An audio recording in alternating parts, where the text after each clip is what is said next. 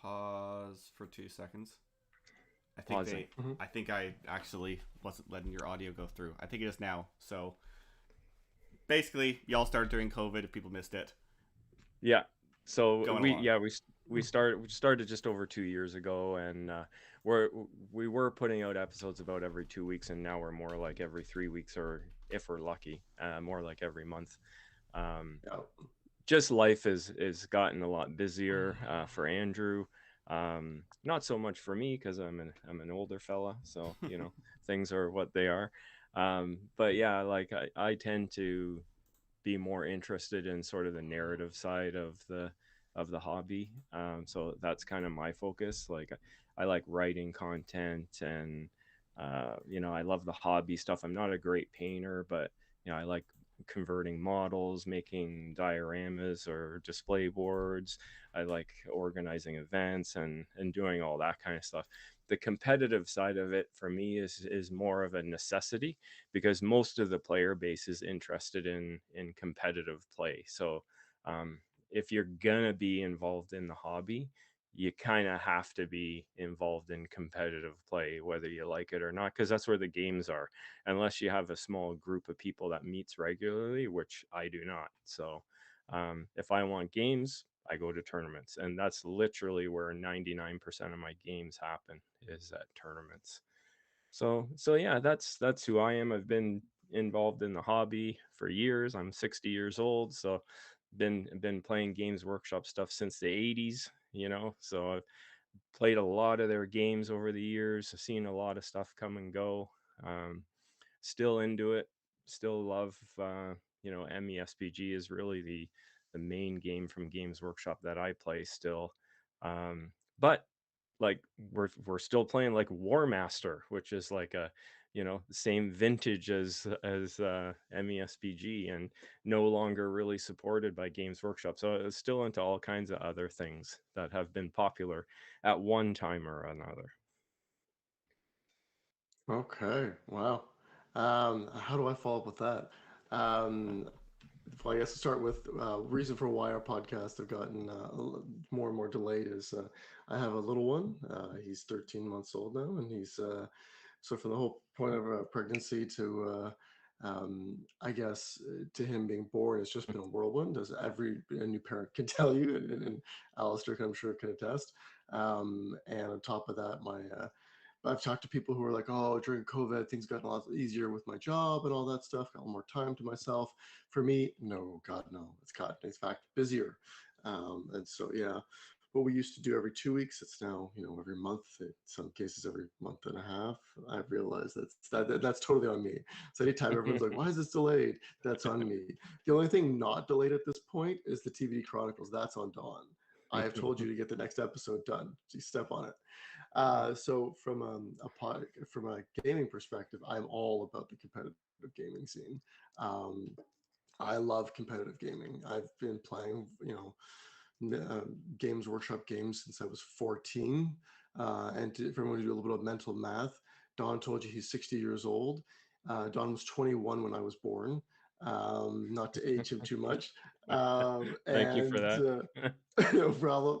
So I've been playing games for probably 20, almost 25 years, 26 years. And for me, it started out with 40K. That was my big thing. And I played that as competitively as I could.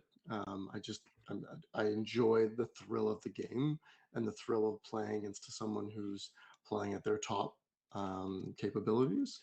And I always wanted to do a podcast that talked about the competitive side, and really just about giving back to the community in terms of knowledge to help people.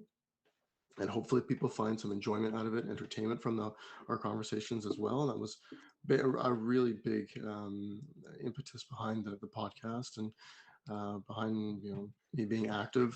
At this point now, I haven't been to a tournament in, gosh, 2 years, 3 years, like a real tournament, like not the battle companies. So I know there's a lot of newer players in the OSBGL. So when they're like, "Who's this guy?" Like, he's a nobody, and I'm just like, I used to be really high on the scene competitive wise. So I hope to come back sometime soon to start that, but we'll see where life takes us.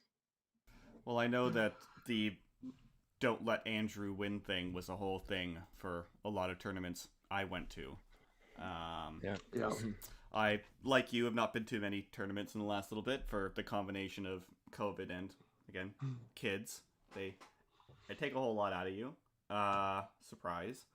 The other thing that I want to mention for both of you guys is not just you guys obviously do the podcast and everything, but the other thing that you're pretty active in you might not be doing tournaments in the kind of like more TO organization side of the league, and you've been running for several years now. What? It's not like the biggest, but probably the most creative and like time consuming tournaments in our local league with the the Canadian Shire. Canadian exactly. Shire. And it's I know, Andrew, you're saying you're really kind of like heavy into the whole competitive side of thing, and Don, you're not so much. And that tournament in particular feels like kind of a real kind of happy marriage of those two, because obviously it's very fluffy, it's very hobby oriented, but it's also very meticulous with the rules and the scenarios and stuff. And do you guys want to do a quick little kind of chat / plug about that, just to kind of see the background on that to give some context? Sure. Do you want me to jump into it a little bit? And Yeah, you go ahead, Andrew. So this tournament is very much a homage to an event we went to when we played 40K. I like that word, homage. Homage. Nice. It's Astronomicon was an event. So if you're in 40K and you're an oldie like us, you'll know Astronomicon, where every single table was a different mission. And it was still a competitive event, but it was more about let's pull the creativity side. And every single table was a different mission, and all the terrain suited the mission requirements, right? So it wasn't just generic terrain on the table. And we had stuff like Kill the Baneblade, and all sorts of other things.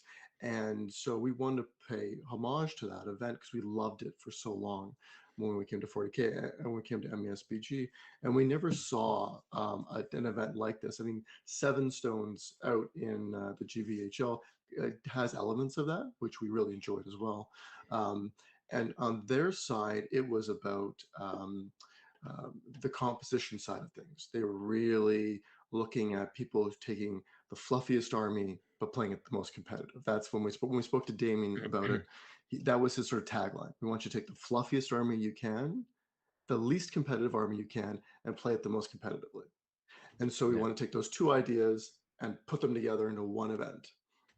And so it's about paying homage to both Seven Stones in the GBHL and Astronomicon, where every single table is a different mission. We try to theme based on events in Middle Earth, the Battle of Pelennor Fields is essentially Kill the Mumak or Kill the Baneblade for us. While at the same time, we really want this event to be super fluffy. And I realize fluff is subjective to everybody, but we really want to tone down the power and let people just be like, I want to take whatever army I want that's thematic, and not have to worry about running across something like really competitively oppressive and ruining their event, which can happen. And so we really wanted to marry the idea of theme meets wonderful tables. And you're right, the competitive side, I think there's probably over 100 years of gaming experience among all the TOs. And we really focus on streamlining those rules as much as we can because there are crazy rules in those missions. So you were talking about army composition a bit there, and that's one of the big things that's you'll find is like really different about our tournament that we run. And it could probably be frustrating to your average competitive player because it's like a really restrictive composition requirement. So it's a 600 point tournament, but like you've never seen a band list as long as the one that we employ. Like it's just like if you can think of like a big powerful model in the game, it's most likely on our band list. And it's because like we want to take that stuff out of the tournament, and we want you to be playing with like smaller heroes, lesser known heroes, not like the heroes that can be game breaking. And on the flip side of that is you may encounter some of those characters or monsters like in the missions, because like all of our missions are custom. Every table is a different mission, so we generally run, depending on how many. It's a small tournament. It's only usually 20-24 people. So we're only running like maybe 12 missions. So and those missions, like I said, they're all custom. And usually year in, year out, we try to cycle out one or two missions and bring in new ones, or ones that we haven't seen for a little while.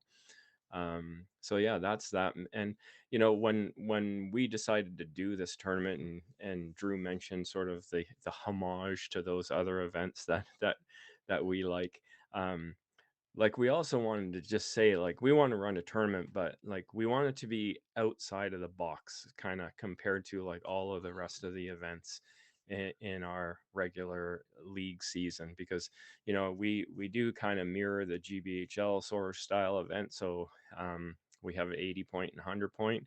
We don't do the 90 point stuff, um but they're all like pretty much competitive. Even where we focus on our 80-point events, we focus on them being sort of hobby events, but they're still sort of the structure, the format is still the same. It's still like a competitive event. And in our event, it's much more focused on thematic play, and like our scoring matrix includes everything. It's not just about generalship points. It includes everything. It includes painting, it includes your display board, it includes your sportsmanship score. All of that stuff is included. So if you're a guy that comes to a tournament and you think that the guy that wins is just the guy that goes 4-0 or 5-0 or whatever and gets the 12-0 wins, that's not how we do it. It's everything. It's a full package in order to win the tournament.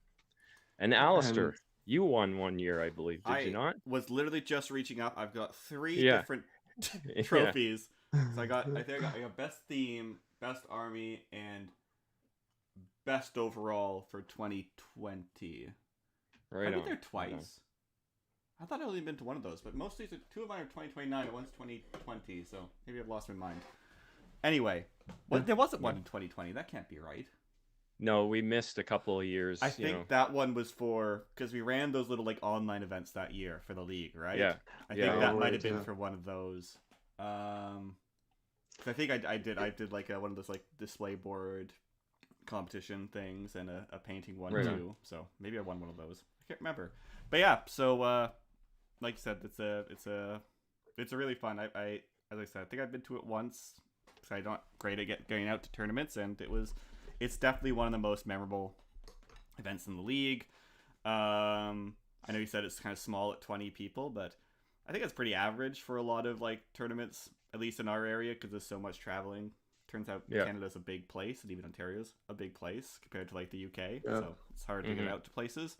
But it's a really good one, and obviously, with all the stuff you guys just do for it, a lot goes into it. Kind of like a lot goes into running a company that makes a miniature game.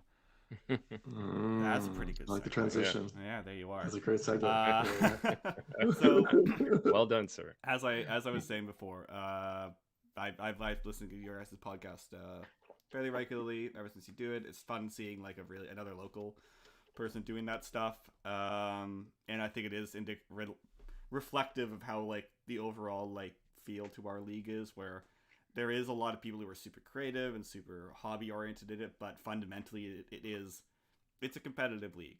The vast majority of games that any of us play are competitive, and so having that kind of focus on it while still leaving room for the creativity, like you guys talk a lot about the hobby stuff, and you also talk a lot about like narrative stuff. Like you said, you had the whole narrative campaign that kind of Dawn has spearheaded, and somehow at 7 a.m, Dawn is already painting, it looks like. Yeah, you actually. So he started shaking a painting pot, and I'm just noticed that. I haven't had my coffee yet.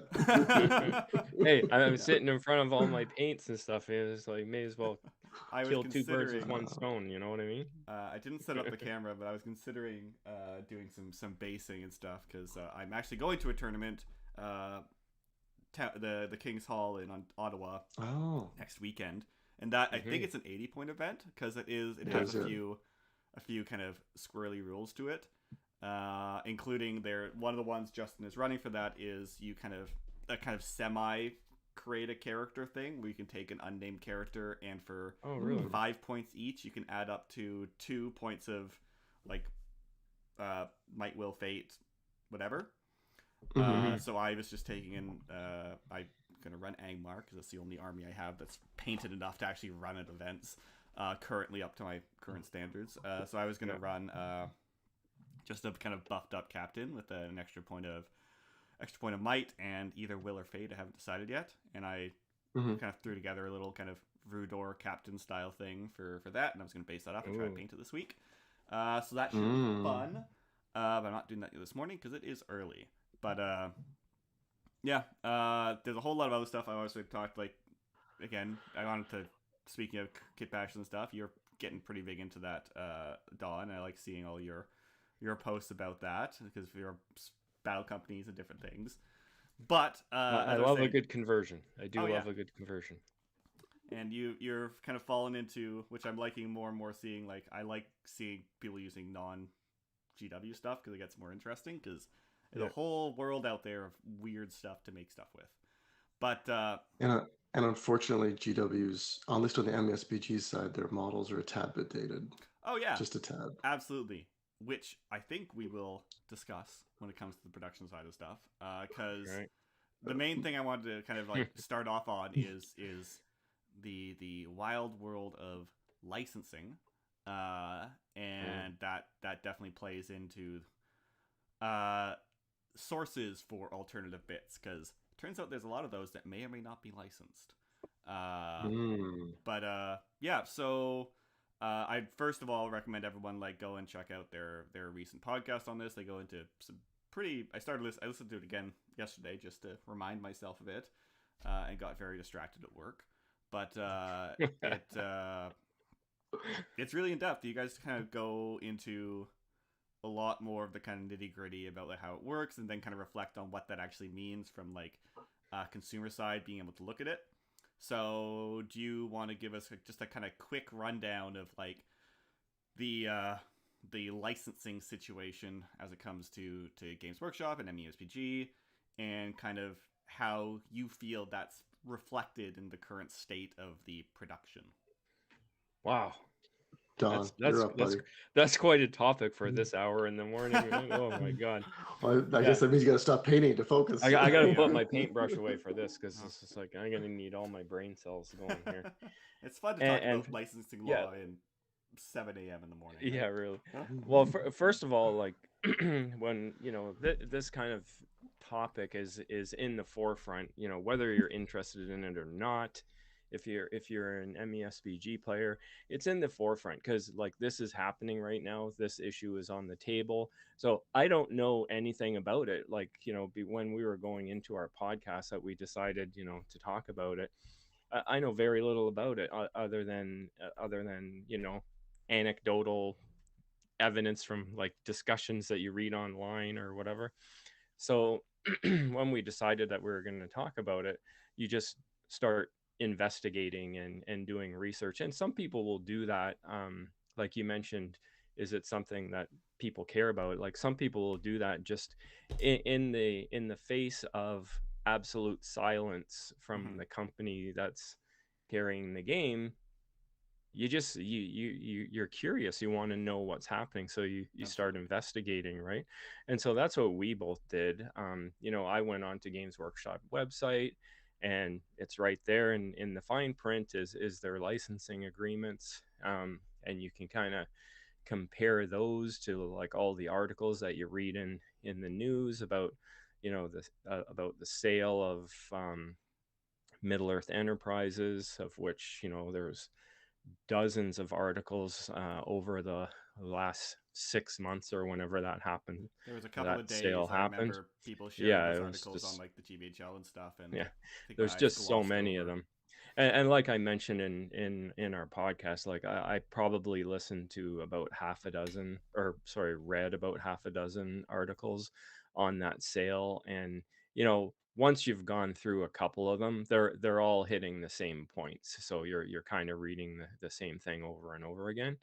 But the important thing is that Middle Earth Enterprises was sold to a big company, right?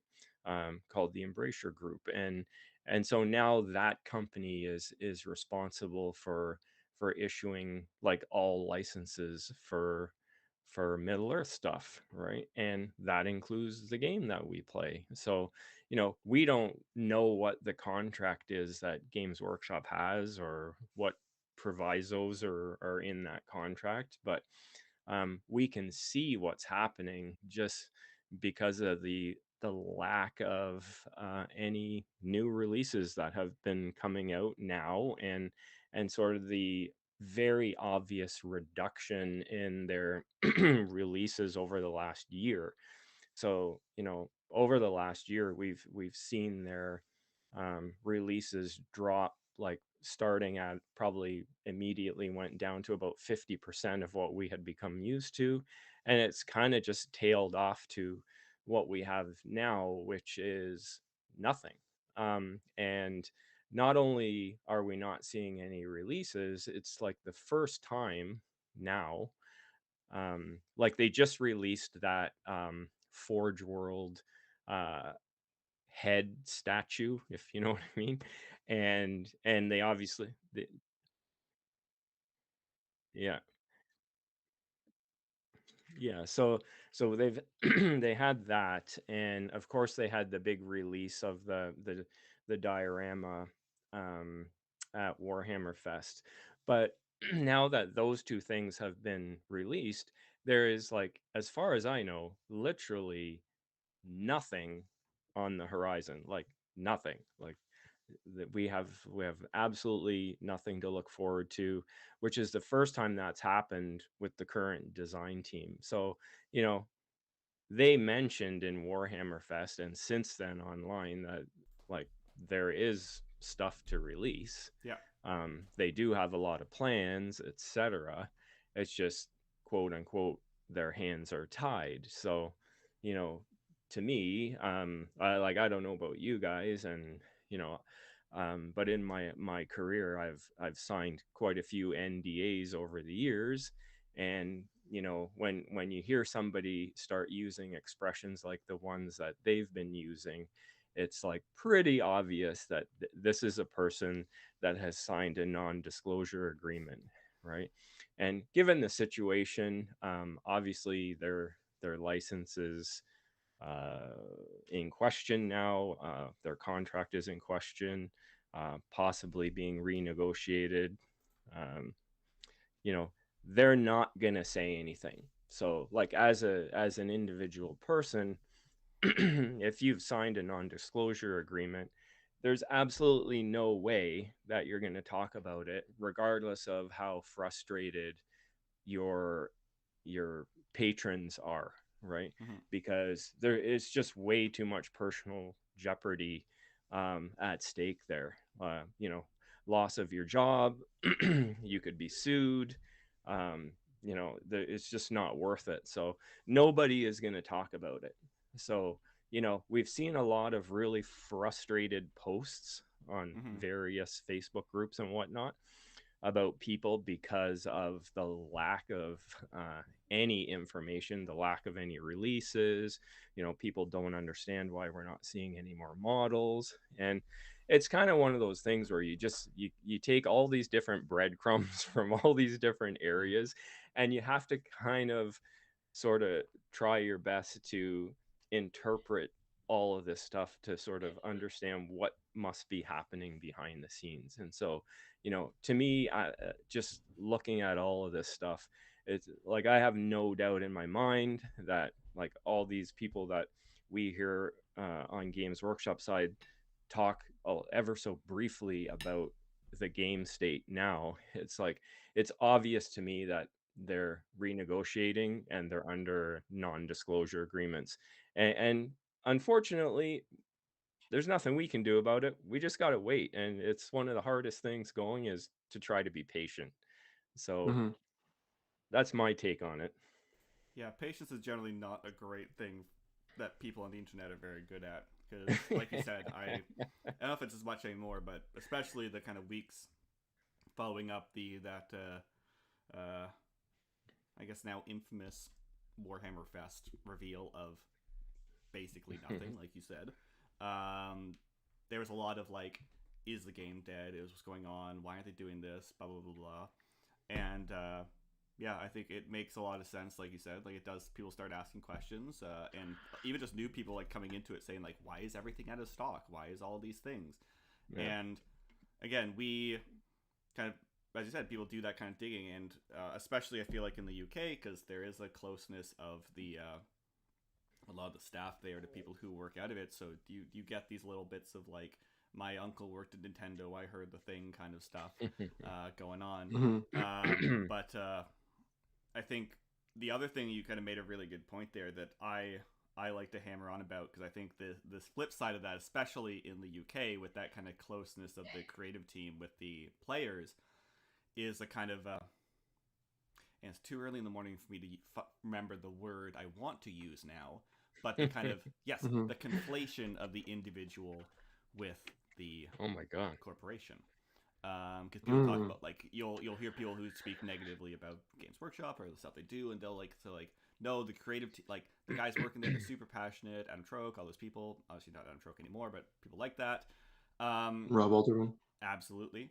And people kind of, they talk as if they're the ones kind of making all decisions and doing all these things, and the reality is they're not. Because like you said, like if as much of like if they have that with the line that we have a lot of stuff in the pipeline we can't show you. It's not his decision they can't show that. It's clearly some kind of top-down kind of view. Because like you said, I know you said you kind of deal with like non-disclosure and stuff like that through your work. I haven't signed any non-disclosures at my work, but I work in fraud investigations at a bank. So I do a lot of I can't talk about a lot of the stuff I look at or do and stuff like that, and a lot of that is they hammer in the idea that like, if you do in the wrong way, you could see a lot more. You could be dismissed. You could do all these things. You could be criminally charged. You could be, and then it's fine and stuff like that. And so there is that kind of that fear of the unknown about talking about what you can or can't talk about, and it definitely, it's not an even power dynamic there. No. And Andrew, with your, because I think you work in like finance or accountant. You're an accountant. I do. Right? Yeah. So you obviously you probably deal with lots of contracts and stuff like that. I think you mentioned that in the podcast too. So yeah, I think it's a lot more complicated than I think people give it credit for. And kind of going back to like my kind of overall question is like, should you care or know about that stuff if you're in the hobby? And I think that's a really perfect example why, because like people like not knowing what's going on and looking at things and not understanding why they're happening and kind of trying to look for an explanation for it. And yeah, do you want to jump in here real quick with the thought? So just two thoughts here. Like I'm also big in professional development in terms of like brands. You know, you talk about your personal brand. There's also company brands, and one of the things that's always talked about is if you're not writing your own brand, someone else is writing it for you, and that becomes sort of the status quo. And so if you're not like, even under an NDA, you can say a lot without saying anything at all. Oh yeah. Right. When you say my hands are tied, okay, there's an illusion something else is happening behind the scenes, and then people can start pulling the breadcrumbs for you without you saying anything. And then all of a sudden a narrative can be driven by that isn't silence. And because one of the issues is that a lot of the MESBG gamers are very, I would say, experienced with the two sides of Games Workshop, right? So there's the Games Workshop we see now, which is very involved with the community, with FAQs, with coming up with new models and that kind of stuff. And then there's the Games Workshop that was before the dark times, where they didn't tell you anything, right? They would release product, They would never come up with new FAQs. So if something was broken, it was broken for the whole edition. This was a huge issue with 40K. They would never communicate with the people. Like they had I know they had like the Games Workshop forums on their actual website, but then they closed all that. There was no such thing as the Facebook groups. So it was the communities that were talking amongst themselves as to what was going on, and Games Workshop just didn't care about the player base, right? In a more overt way. And so now they do.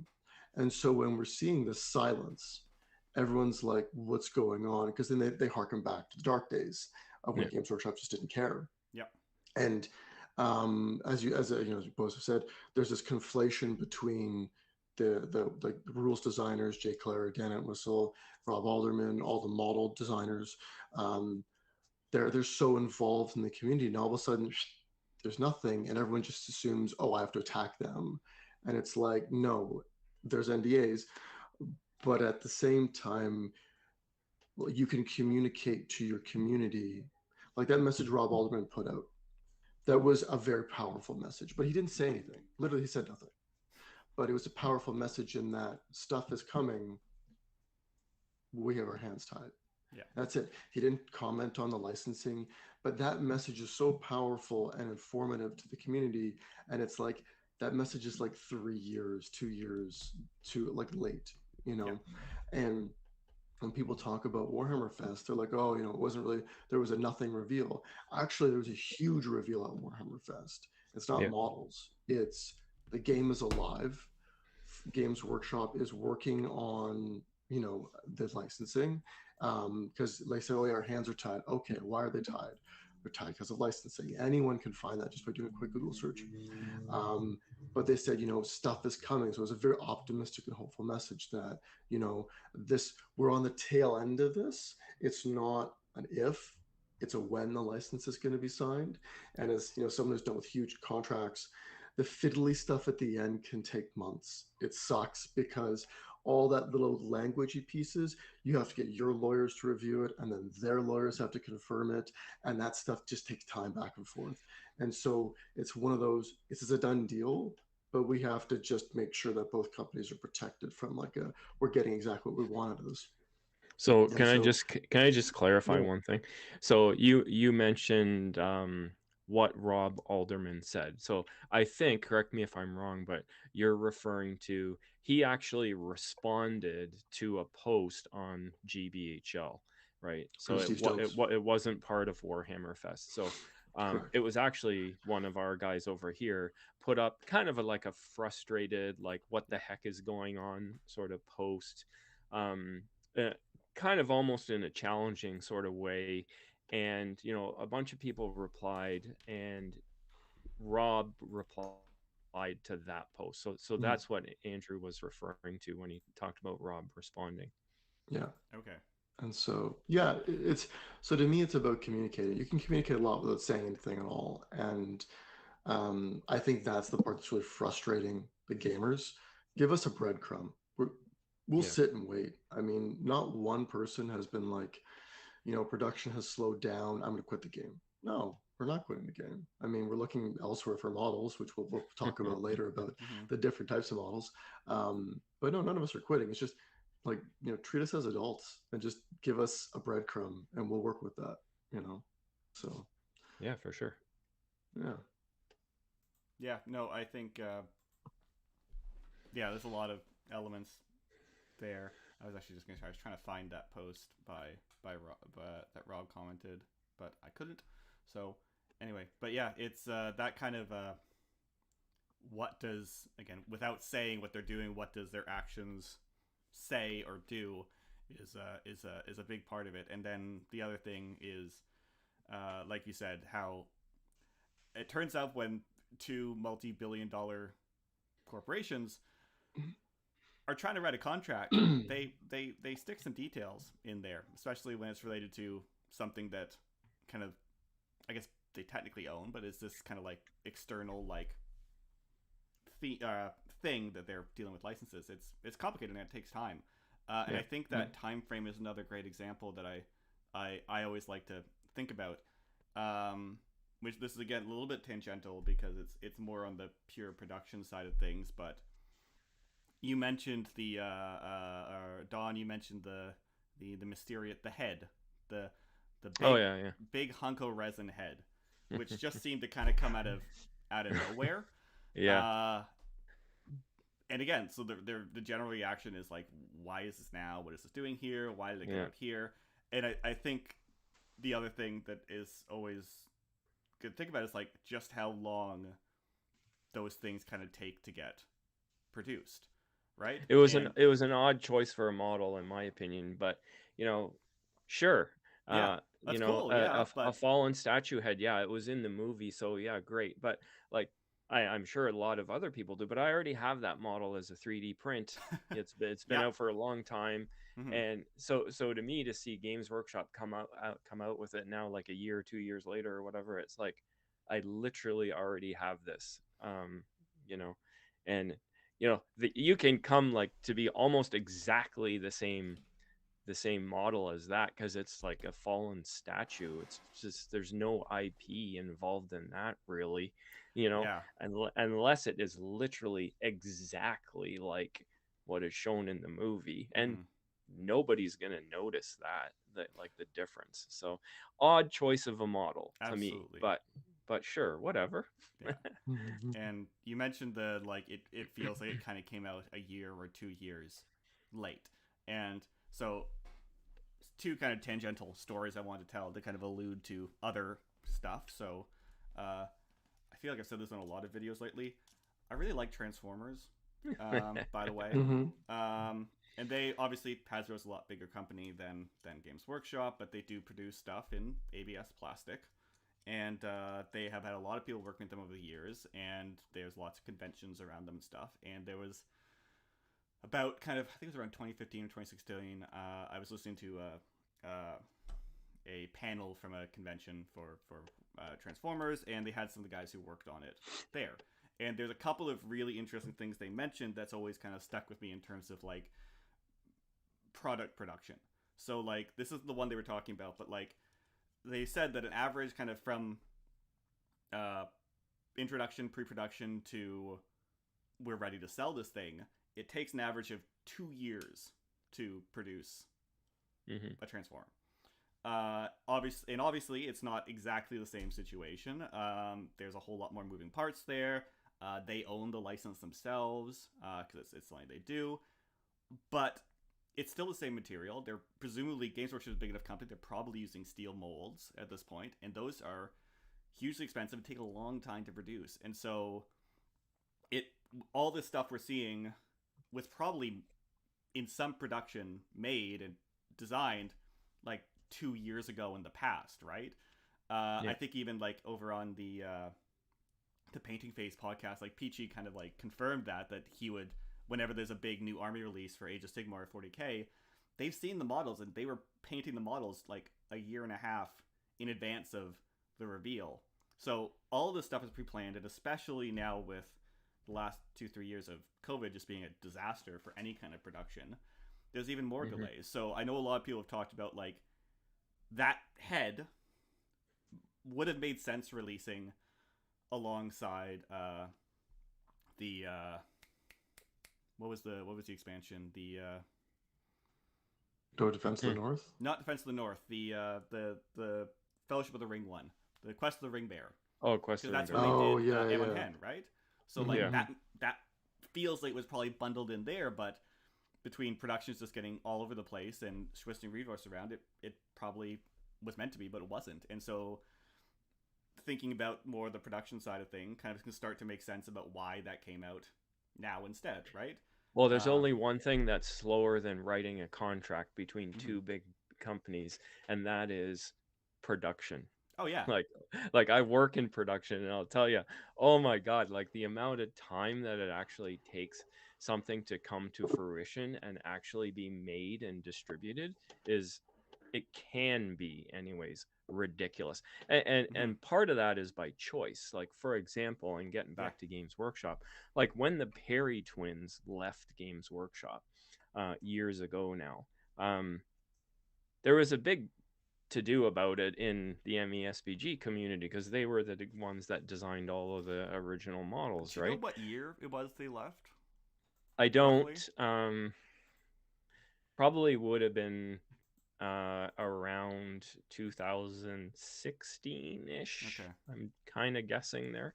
I think that's when Um, actually got kind of back into the hobby. So yeah. I was trying to remember if I remember any. I don't remember seeing any posts of that. So I probably was just after that I started playing again. But The thing yeah. was though that like after they left, they were still releasing models that they had designed for years.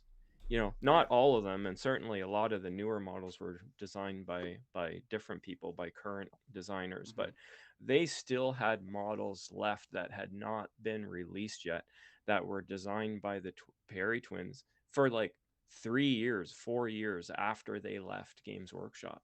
So it tells you like how long some stuff can just sit, you know, on the top shelf, like waiting for its chance to shine. You know, it's like not all of this stuff is developed and released immediately, Hmm. and part of that decision is based on, you know, their production capacity alongside their release schedule. Like Yeah. maybe they've done I mean, we've heard designers sometimes in the past for MESBG have designed a model just for fun because they had some free time, right? It wasn't something they were told to do, and yet it eventually gets released. So there's you know, there is strict controls on all of that stuff, but it doesn't always happen by like a predetermined calendar schedule, No. because they may design a giant head statue and then just be like, oh well, we kind of missed our opportunity to release this, you know, what do we do with it now? And it's like, well, we're in this period now where we're really not supposed to show anything or make any new stuff. Like, let's release a giant head model Hmm. just so that there's something. Who Oh yeah. knows? I don't know. Well, the other um, there's so many great examples of what you're talking about. Like Hmm. one of the ones that kind of jumped to my mind was the alternate Thorns company, right? That was Hmm. in pictures in the Hobbit rulebook, right? And we didn't see Yeah. that released in any capacity until what was it, 2019 or so, when it became like a Forge World thing or a made to order Yeah. thing. Those like Mhm. alternate like resin cast ones. the Um, lake the lake town house was another thing, and that was a plastic model. We yes. saw that in pictures for like a couple of years before that it was actually released, if I recall Hmm. correctly. And there's Yeah. lots of Mhm. examples of that, like even more recently, like again, it's not MESBG, but like there was like when they made the new, basically the new Citadel wood, right, for that like the Sylvaneth faction, whatever. Like there Yep. was like Hmm. a year or so where you started like that's not the normal tree in the background there. Like they were Yeah. clearly using it for like kind of production pictures, and it just hasn't been released yet. Um, I think you made a good comparison as well that I wanted to kind of touch on, was the difference between Games Workshop and the plastic production versus Forge World, because you kind of alluded to this, and I know it's a popular talking point. Like, why is there still a Forge World? I feel Mhm. like so my understanding of it kind of goes back to, like you said, production and how much of a huge pain production can be, and it can be more depending on how you're producing it, right? So like for Forge World, right, because it's all resin and it's all basically made to order, from my understanding. They probably have some kind of amount of it there, but they do far smaller batches, right? Hmm. Um, and so going back to Transformers, there's another one. I don't think there's a big white one in the background there. He's just hanging out. Mhm. That's and they also talked about that one in that same thing I talked, and they said, so since it's plastic, it needs to be again a steel or a metal mold. And the molds for that one, for one of them, in like 2014 or something, cost $200,000 to produce. And so, if they are making a new kit like Games Workshop, it's probably that's 10 years ago now. It's probably not dissimilar the amount that would cost to make like the steel mold for like the Lake Town Yeah. kit or Gothmog and stuff. So, uh, I think, and it's frustrating, but like the whole purpose of Forge World, right, was that it was for them to do stuff that would not sell as well and so it's a lot. That's why they do it in resin, because you don't usually use steel molds of resin. You use some kind of flexible mold, like a silicone or rubber or whatever they use. I don't know exactly. I know like smaller companies use silicone and stuff like that, but they probably use something a bit bigger there. But it's a lot less of a upfront cost versus probably more of a piece by piece cost, because there's probably more labor that goes into it versus a steel mold. Once it's in, after that initial cost and the cost of mounting it, it costs pennies to run, right? So versus metal or resin, it costs a little bit more to actually manually do that. So they definitely are pivoting towards plastic almost exclusively. Like you see that you guys both mentioned you have like a history with like 40K and the other games, but you're seeing more and more models over there that were like Forge World exclusive kind of moving over to plastics, right? Like a lot of the Titans and stuff like that, or the Knights, like, or exclusive Dreadnoughts and stuff, like they're becoming plastic kits now rather than resin with Forge World. And so it's interesting to see how that production changes, and kind of thinking about it that way, I feel like kind of also kind of explains some of the weird decisions you see. Doesn't mean I like the decisions, but you can kind of start seeing those kind of things. Like if you think about what Gilgalad, everyone likes Gilgalad.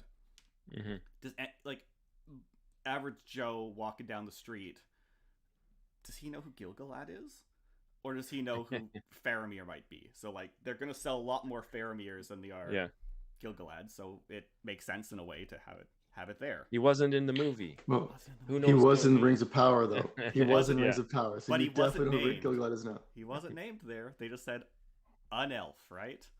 Who happened to fight a Balrog on a cliff.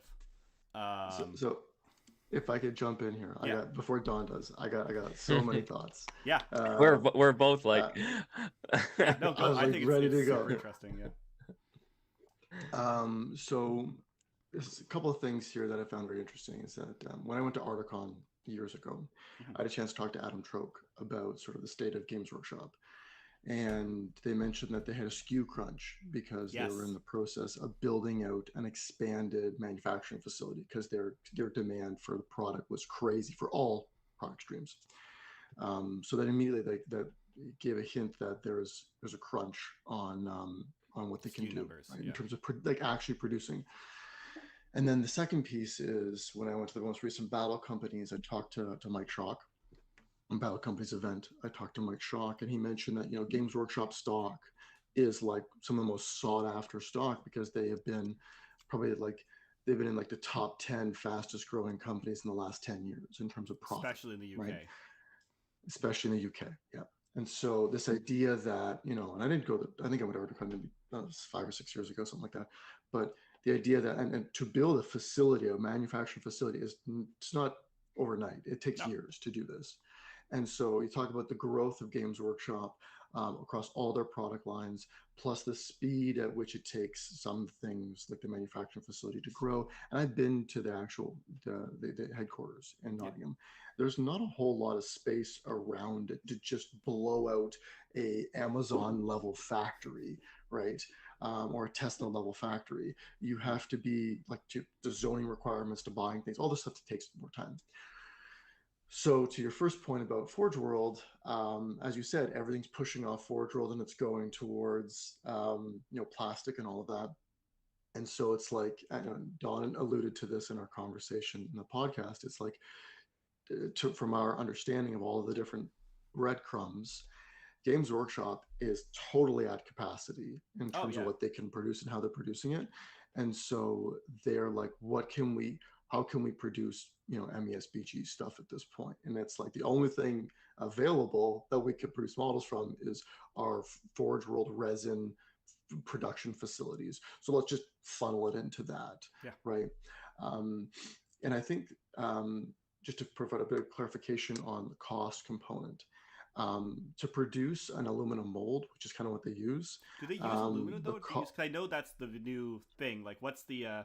There was a great video by Goobertown Hobbies where he went to like Archon Studios and they showed but that's a relatively new development, like aluminum molds, right? Because I from my understanding, like that was more for like these couple of years. Yeah, last couple of years.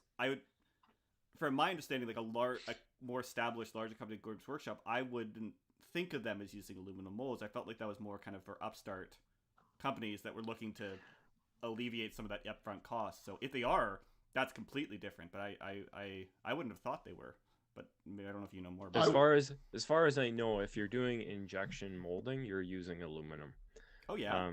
Yeah. So it's simply because and like I don't work in this profession, so I don't know, but like from the research, i.e. watching YouTube videos that I've done on this, it's all aluminum molds now. Okay. Simply because it's like they make the molds using like a CNC router, machine, yeah. which is essentially a drill bit, right? Yeah. Whether Yeah, they like great there's video a by couple. Goobertown where you got to see all of our car Yeah, studios. And there's stuff. It's there's fascinating. several videos. There's another really good video, very similar to the Goobertown one, but it's Airfix models. So Airfix makes a large range of models for, you know, like cars and planes and tanks stuff, and yeah. So it's the same kind of video if you do the same type of search on YouTube, but use Airfix as the keyword. Very good video, similar to the Goobertown one. But you know, all this stuff basically it has to be the mold is cut on a CNC machine, and whether it's like a 3-axis or a 5-axis CNC machine, it's still got to be cut on a CNC machine, and you can't cut steel with like a drill bit like not like really fine like this. So that's what these things are made on. And the injection molding machine is what they put the mold on. And you know, once you have the mold, which is where all your cost is, actually producing the plastic sprue, all you're really doing is paying the labor for somebody to operate the machine. That's essentially all you're doing. And somebody that's operating a machine can operate more than one of those machines at a time, because essentially they don't really have to do anything. They just have to monitor it. But therein sort of comes I think part of the reason for sticking with resin models, and it's because like when you put a mold on an injection molding machine, because you're going to do a run of that sprue, you want to be doing like at least 500 of them, or you know, 1,000 or 2,000 or whatever, because it's like spitting one out like every 30 seconds. So you're not going to just make like, you know, 100 or whatever, right? So therein comes back to sort of resin stuff, especially let's go Forge World. So you constantly see models out of stock on Forge World, come back into stock, and then sell out very quickly. And so why is that? And it's because the production run is very small. So they're not going to overproduce that model. So what they do is, you know, with a resin pour, you can't do a big production run. It's a lot more manual. Yeah, because you have like 100 other models that you need to mold, right? So you're gonna mold a certain amount, put them for sale, and sell them. Whereas if you're gonna be doing this in injection molded plastic, you're not going to produce a small quantity like you are with a resin cast model. You're going to produce hundreds or thousands of a sprue. So it needs to be an item that's going to have like a huge market for, so you can sell through all that product, right? And like you mentioned, like maybe some of the more fringe models are the ones that they put on resin. And I know Andrew probably wants to jump in here, but I don't know what you're saying. It's not like he's made that obvious at all. Eh? Yeah, one thing that I'll just mention, because I think Andrew didn't catch on to this point when we were doing our podcast when I was talking about resin. Okay, so Games Workshop produces 2 different products right now in resin. They produce Forge World, which we all know, right?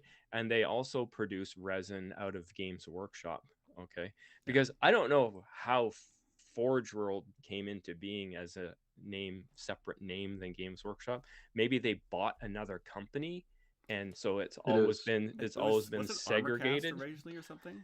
Yeah, That it would was a make a lot purchase of they made. sense. Yeah. Yeah. So it's probably a separate facility. Mhm. It was purchased at a different time. It wasn't developed by them. So it's always been it's kind of its own entity.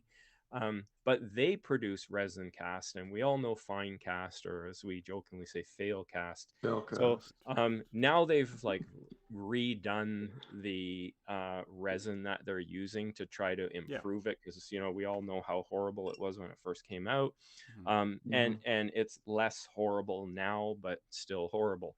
So when we talked about it in our podcast, when I talked about resin, I think Andrew immediately thought I was talking about Forge World, but I wasn't. I was talking about Games Workshop resin. So there's Games Workshop plastic, there's Games Workshop resin, and then there's Forge World, which is resin, right? Mhm. So Games Workshop resin kind of explains to me another part of why they're still using resin, because in God's name, why would anybody still be using that product? Like, Mhm. nobody likes it. Literally nobody likes it, right? And yet they're Mhm. still putting out models using this, new models. Like, even in the Warhammer Fest, like some of the two models that they showed for Warhammer the Old World, they're in Games Workshop resin, not Forge World, Games Workshop resin. Why would you do that? Well, it's because, number one, it's a specialist game. Yeah. It's not one of their front runners, right? Mhm. And number two, these are armies, like, once they're done, they're there's going to be like 20 or 30 factions for Warhammer the Old World. Mhm. So these aren't going to be huge sellers, No. right? So those two reasons, and also the fact that we mentioned Games Workshop is at capacity with their production. So while they still have all of the equipment and people who know how to use it to produce stuff using these resin, molds and whatever, whether they use silicone or something more durable. Mhm. So they're going to use it because it's what they got. Another great example. I know you want to say something, Andrew, but just kind of specifically on the old world stuff, because I think it's obviously inexorably tied kind of to the MESV production, because it is the same team and stuff like that, and it's also, in terms of models, it's a vaguely similar situation to ours too, because uh like you said, with the molds, whether they're using, again, if they're using aluminum or steel, um they're already made. And that's one of the biggest costs, right? Is producing the molds originally or reproducing them. So like the big thing with the old world, right, is they're bringing back a whole lot of out of production kits and stuff like that, like Bretonia and some Empire stuff or whatever, and they are producing new stuff, but it's probably going to be, again, this is a little bit kind of conjecture, but like it's probably going to be similar to MESBG, where like it's a hero there, it's a hero there, maybe a little elite unit there or whatever, but the vast majority of that line is going to be 10, 20, 30-year old plastic kits. Yep. Where the mold is probably sitting dusty in a corner of the office. So there's just like 90% of the Lord of the Rings line. Like, they're still using the plastics that they produced released in 2001, 2002, which means they were made 2 or 3 years before that. Because going back to licensing and stuff like that, to kind of bring it around to what we were talking about before, like, one thing you mentioned and kind of alluded to, Andrew, was the fact that like there's a lot of stuff that goes into these deals, right? And we don't know a lot of them and all the rules and stuff like that. But one that they talked about, I feel like I remember hearing one of the Games Workshop people talk about, was that one part of the Games Workshop Lord of the Rings license is like Weta or whoever it was, or whoever the production type, they had to sign off on stuff, right? And so there was like a bit of a back and forth where like they'd produce something and they'd have to send it over for final approval to see if they could do it. I don't know if that applies to everything. It might just apply to stuff that actually appears in the films. Again, we don't know all the details, and it's just kind of little breadcrumbs like you were talking about. But it but once that's done, it's done. So when you talk about production, like, that's all the upfront cost, and once you're just spitting out like 5, 10 1,000 copies of a plastic kit, you're paying pennies for it. So there's another. I'm gonna slip it in here just because it made me think about it. But going back to kind of talking about like the business side of Games Workshop, I don't know which, but in one of their most recent, I don't know if you guys have read any of their like kind of like their like corporate kind of statements and stuff like that to their board or stakeholders and stuff. But there is a lot of insight in there that I learned from other people because I don't have the patience to read them. But I think they said at They're one long. point, huh? They're long. Oh, yeah? I create financial statements for my company. They're very long. Oh, good Lord, yeah. Yeah, Andrew reads that kind of stuff. I'm not into it. I deal with too much of that work, and I can't bring that into my personal life. But there's a great, and I'm 100% going to be doing a hearsay thing here, where I heard someone say it on the internet, but they Must be true then. must be true. But the profit margins they have on stuff like that are ridiculous. Like, I think Games Workshop was saying that their average profit margin was something around 40%, which is I'd be shocked if it wasn't higher. And that's what I'm saying. Average. That's probably like it's probably a lot. Again, the if you're talking about sorry. Actually, I am trying not to let Andrew talk, but like they Sam wants me to talk. Absolutely. But that depends. 40% could be gross profit. It could be net profit. Exactly, right. And it probably the profit they're making on Minas Tirith Warriors versus what they're making on Faramir, brand new, that they just put a whole bunch of money into. It's different, right? Like they've already had the upfront cost for the other one for years. They've eaten that up years ago. And so, yeah, it's but that's another example. Another kind of just people talk all the time about the prices of Games Workshop and compare it to other companies. And I think it's pretty, people say, well, that's what it costs. That's what it's done. But when you know stuff like they have that kind of a profit margin, which is insane for any kind of company, really, if you're kind of trying to defend the prices, like you can't really at that point because that's a crazy profit margin. Anyway, we'll talk more about it in the conclusion or whatever, but you go, Andrew. All right, so we talk about cost. I want to do, if it's okay with you, everyone, I want to do a deep dive on cost. I like a deep using dive. the finance business lens for a moment. Let me get my paintbrush out for this. Yeah, I'm going back to my Okay, eggs. there you go. So, we talk about why they're using Forge World resin, why they just make plastic, right? When they use the aluminum molds, right? And that type of cost is more opportunity cost, right? Because they only have so many CNC machines and they got so much production. So what is the maximum amount of money they can make using that CNC machine at any one time, right? And almost always, unfortunately, it's going to be a 40K model that's being released or an Age of Sigmar model, right? So trying to get MESBG stuff on the CNC machine, Games Workshop has to buy more CNC machines, and that comes down to capacity crunch. Or they easily have the resources to do it, and they probably are working on it. They just need to keep expanding their factories to be able to use it, because at the end of the day, building aluminum molds for your product is actually ultimately a lot cheaper than going with this other Forge World resin. Yeah. And the reason for that, talking about Don when he said, we're doing small batches versus like,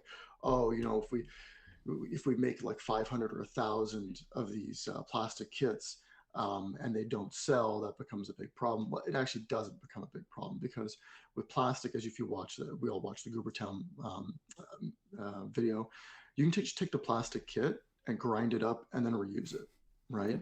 So if you churn out, I'm right. I'm right. Yeah, you could take the plastic kit, you can grind it up and then reuse it 100%. Like the guy in Archon Hobbies said, they're 100% reusable. Mm-hmm. And so all of a sudden what happens is, let's say I pop out 500 of the new, I don't know, let's say Warriors of Minas Tirith kit. Let's say they decide to redo the model, and that's 500 of this new kit, and only 100 sell. And they have it sitting on the shelf for so long. You know what? I'll just grind them all up and reuse that for the product for something else, right? And all of a sudden, with production facilities, it's very easy. You just don't box the kit, right? So you don't produce all of these boxes for it, right? So By not doing that, you're using just-in-time inventory. You're not wasting money essentially on excess capacity. And so that's probably what they are doing right now. So the argument of, oh, 500 or 1,000, it's just, it wouldn't work. No, that's not true at all. And in terms of the cost of, say, like an aluminum mold, you're probably looking at about $5,000 or $6,000 for something as complex as like a Middle Earth kit, Yeah, to be honest. that makes sense. That's And you see actually yourself, that's actually just to manufacture the mold. It's not the yeah, cost that goes into I'm not developing the subject of the Yes, mold. of course, yeah. correct. Or So paying the your actual licensor. code, Yeah. correct. So there's two types of costs here. We're diving into the accounting here for a minute. So there's two types of costs. So on the balance sheet, which nobody sees because it's really it's Yes. with this for Games Workshop, this balance sheet probably would be some in the region of like 5,000 or 6,000 lines, because there's something called a self-constructed asset, right? In accounting terms, it means I'm building an asset from scratch. It's never existed before, and so every model that Games Workshop makes, from an accounting perspective, is a self-constructed asset, right? And we would take things like the mold costs, the R&D costs, all the fixed costs that go into making it, not the licensing costs, but all the fixed costs that go into it. We would put all that stuff together, and essentially that would be like the designer's salary, effectively. And let's say a kit costs, I don't know, 1 month of designer salary. So let's say $5,000. The aluminum mold's 5,000. We got a $10,000 asset, right? Now you're saying to yourself, well, we have to recoup $10,000 to make back, to break even. But the reality is, from an accounting perspective, which is why it gets interesting, is because it's an asset, it doesn't hit the profit and loss statement, which is where Games Workshop shows their profit margin, all that stuff. It doesn't hit it all at once. It hits it over the course of probably 5 years. Probably the useful life of that mold is probably 5-6 years. And so they'll take the total cost, divide it by 5, and that's the yearly amount that hits the P&L. And that's the fixed cost of this asset every year, that the Games Workshop needs to produce more models to beat the fixed cost. Then there's the variable costs, right? And everyone talks about, oh, it's really expensive to buy these machines to produce the plastic injection molding. They're very expensive. They are. The difference is it's attributing the cost of that mold, of that machine, over how much time your mold is on the machine. And so at that point, like it's we like call pennies. we call that buyback. So like in my business, when you're like, because some of the machines we buy are like expensive, probably more expensive than like an injection molding machine.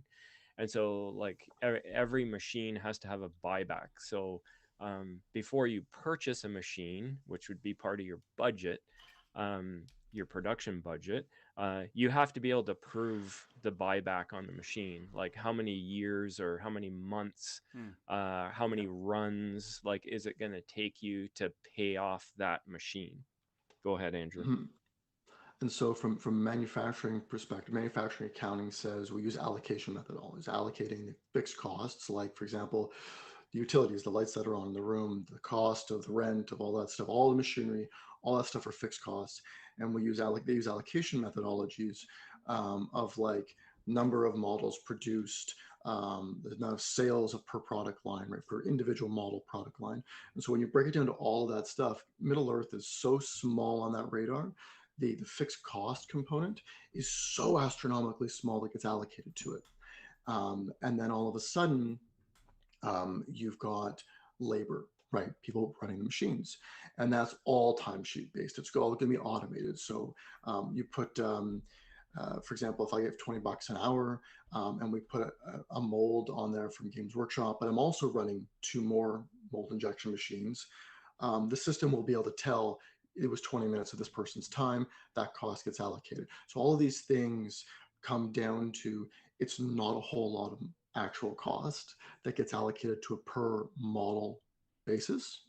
And so the profit margins are exceedingly high if you go in the direction of the plastic injection molding. So to me, it's more about opportunity cost from Games Workshop to get them to use the plastic injection molding for MESBG versus um, opportunity cost, as well as capacity with facility capacity, and the number of machines they have. So those are the two real sticking points to why they keep using forge rolled resin, This unfortunately. is also the same reason why we only see new plastic MESBG models like on the small sprue. It's Yes. exactly the same reason. So it's obviously like a different machine. It's a machine that, like, within Games Workshop production, it doesn't have as much demand as the machines that can hold like larger molds. So Huh. that's why, like, we've heard like we heard years ago saying, like, when Adam Troke was speaking, he said, "Oh well, we were able to get our foot in the door when they first started producing these newer, smaller plastic." The reason why they were able to get their foot in the door is because it's obviously using a machine that has a much lower demand within the company, right? It's like trying to get access to a machine that's printing, like, hundreds of thousands of sprues of 40K and AOS stuff. Oh yeah. You're not going to get your foot in that door, right? Like, that's guaranteed money, right? And Mm-hmm. you're doing big production runs, whereas if you're trying to do a Games Workshop, or sorry, an MESBG sprue, well, you're going to be producing far fewer of them, right? So, like, why would we take time up on our machine that is producing this other product that we know is going to sell in droves? And I feel like they're losing money here because when you say far fewer, one, it's the production methodology, and two, it's the worry about stock sitting on the shelves. But Yeah. I think we've proven, the gamers have proven, stuff flies off the shelf once it's there, Mm-hmm. right? And so um, I think they're losing a lot of money by not engaging in that, of like, let's produce enough, and we'll sell. But because they're producing it in a medium that isn't recyclable once you've produced it, and also the cost might be slightly higher, because you're producing in that medium, there's a hesitancy around, wanting to leave stock Mm-hmm. sitting there. It could be dead stock and all that stuff, versus going with a plastic injection molding process of just like, I can produce over stock, and if I don't sell it, I'll just grind it down, reuse it, and I can just remove it from the shelf. So it's more of just capacity issues. And I think, personally, I feel like Games Workshop needs to create a second factory in in North America I and think move that would some make of a their lot of molds over sense. there. Well, games There's a games lot more. like, they're still in directly relating to MESBG. I'm sure Games Workshop is still very nervous about overproducing product. I mean, when we saw, like, when was it, back in 2016 or 17, whenever it was, when the Hobbit box set came out with the limited Yeah. edition Radagast, right? I Mm-hmm. think they only made 1,500 boxes, and they were on Yeah. the shelves for I years. got it for $60 a couple Years. years later Yeah. in store. So it's like I'm sure examples like that are what's contributing to Games Workshop being very nervous about overproducing for this Mhm. game. I counter that by saying the cost to build that box, um, is like probably a buck or two tops. The You box know is a what I great mean? In total example cost. because one thing Like the box itself is probably more expensive than the contents of the box. it's exactly what I was going to say because that's one thing that we know from people saying, like, Games Workshop is pretty proud to always say they produce all their models in the UK, right? So again, going back to, you kind of talked about like the brand and stuff like that. I think that's probably part of their brand, which is probably why they're a little bit hesitant to expand out and make other factories in other places. But we know from other kind of talks about production and stuff, that's just the models. They don't produce their own like paper and cardboard.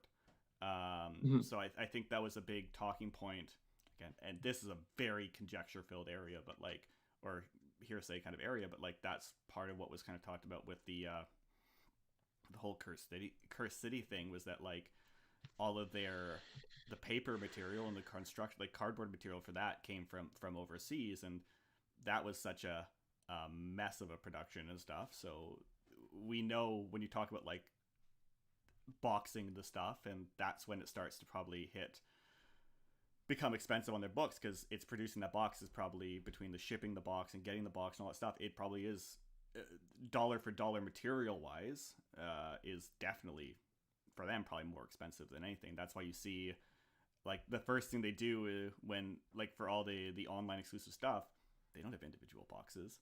They have all these like uniform white, or I think they have some kind of generic thing on them. They make a huge order of that, and it just sits in the corner, and when they send something out, they throw it in there and they throw it out. But yeah, anyway, I wanted to not to direct. I feel like I could let you guys just talk for ages about this as you go back and forth denying each other's points. But that's what we do. I wanted to That's what we do, yeah. kind of swerve a little bit back into the licensing stuff, because you've mentioned it a couple of times. I think it's an interesting example of that and how complicated these licensings can be, related to Rings of Power, because that's obviously a very popular talking point, is when or if whatever are they going to produce models for Rings of Power. I think I fundamentally come down on the idea that no, they're never going to do that. And I think there's multiple reasons I think that, and it all comes down to licensing, in that when you were reading off those trademarks and stuff, and I don't know if you guys looked at directly at like Embracer Group's kind of like licensing and stuff. Does it make mention of Rings of Power? No. So well, somebody actually commented, because I mentioned initially in the podcast that the new licensing agreement will give them access to the Silmarillion, the first age, second age, that kind of thing. Mm-hmm. And someone actually commented on our podcast and said it doesn't. They're just the current licensing agreement, which holds until the Embracer Group license goes through, is just Middle Earth, New Line Cinema, that kind of era.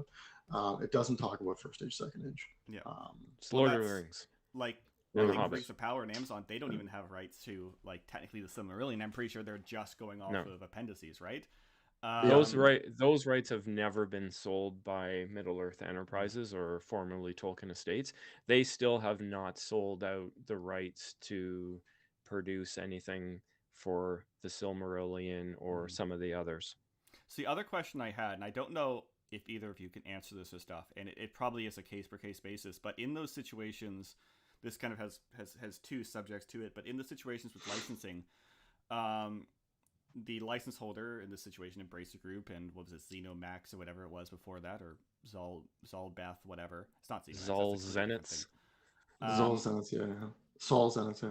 When a licenser like that licenses out to a production company, be it for models or like TV or movies or whatever they're licensing it for. I know they're Embracer specifically that, but like specifically the toy. I think they're entertainment too. But anyway,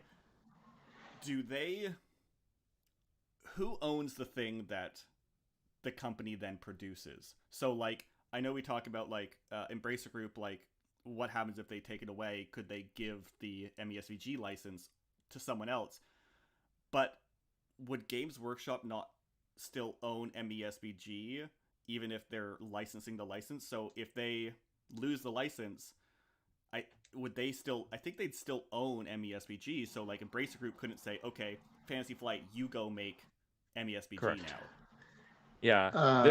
Let me take my turn here, Andrew. You be quiet for a minute. Okay, so I'm gonna just change topics a little bit and get back to the model that they released at Warhammer Fest. Okay, so it was essentially a diorama model. It was essentially a display model, and we talked about in our podcast, like, why would you have like the 4 hobbits sitting on a log that are like removable from that display? Or, you know, they have this huge display model, yet you can move the ring wraith, you know, and use him in the game. Well, the reason is because it comes down to licensing. I was about to kind of Games Workshop, this is super interesting. they have the license to produce gaming pieces, games and miniatures for Lord of the Rings and Hobbits. They do not have the license to make busts or diorama displays, right? So like Weta, I believe, has that Yeah. Right, where you can go on their website and buy similar products to that, but you cannot remove the ring wraith and use them in the game. So that's why they had that. And the same thing is true for the rules. So as far as I know,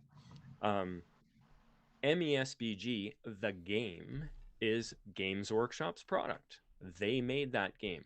So, if they were to lose the license, right, what they would immediately try to do is try to sell that game, the rules, to whoever got the license, so that they could then try to like continue to produce models for that game, and then that company would have to decide whether they not want to buy that, or maybe they want to produce like a similar game in a different scale. So anyway, that was just my take on it. So I'm sure Andrew's going to jump in, but I just want to slip one little thing in there because I think it's going to become thematic not to let him talk.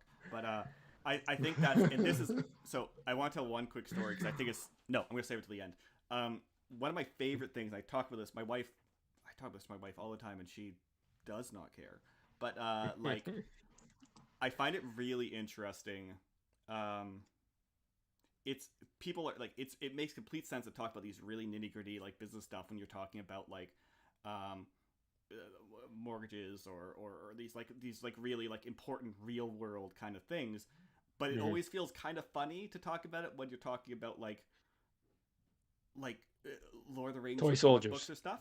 Yeah. And so like one of the biggest, you look at like kind of big corporations kind of go beyond Games Workshop. You look at like Disney and stuff, and like the rights around their things are so astronomically complicated. Like you see the stuff they dealt with, like just thinking about Spider-Man. If you talk about Spider-Man, you talk about rights with it. That is one of the most complicated rights deals that exists, because they are basically two giant corporations fighting over this comic book character from stuff. And it sounds ridiculous when you talk about that, the amount of money they're putting into lawyers talking about Spider-Man all day. But it's a huge asset, and those things are, at the end of the day, a business. It's not just about entertainment, because they're doing that. And so, and it gets really complicated. Like, oh, you can use this if he appeared in this comic book run from this point to this point, or that point to there, but you can't do it here, and you can't make reference to this thing we've done over here. And it's similar when you get into toys and production stuff. So going back to kind of action figures and stuff, like a lot of those licenses are related to scale. So like Hasbro obviously produces miniatures, not miniatures, but like Star Wars and Marvel action figures, right? And they specifically are at a 1/12 scale, so a vaguely 6-inch scale. But there's other companies like what are they called again? There's other companies that have rights to produce Marvel action figures, also based on the movies, but they're at 7-inch scale, and that's why they're allowed to do it. McFarlane is a great example of that. Everything they do is at 7-inch scale now to kind of like futz with their like licenses, because that is a different license. You look at like Star Wars, like it's all under Fantasy Flight, but there's 2 different Star Wars games now, and they're different scales because those licenses are probably different, so they don't compete with each other. And like you said, like what constitutes a gaming miniature versus a diorama miniature, it's really esoteric, but it is a legal distinction. And so it's, or a miniature for a board game. exactly, different license. It's completely different. So yeah, you can go and when you get to Lord of the Rings, whether you're referencing the movie or the books or whatever, and going back to kind of Rings and Power, because it's a great example, I don't believe, I might be wrong, but I don't believe they have the rights to the Peter Jackson movies. They just have the book rights. They're not technically related, but it's Weta, so there is a little bit of design carryover, which is really weird when it happens. Like, you look at like the Balrog, going back to Glorfindel and stuff, like that's just a Peter Jackson Balrog. There's nothing different about it. But everything else looks a bit different because it has to be different. Or like if you look at video games, there's the Shadow of War games.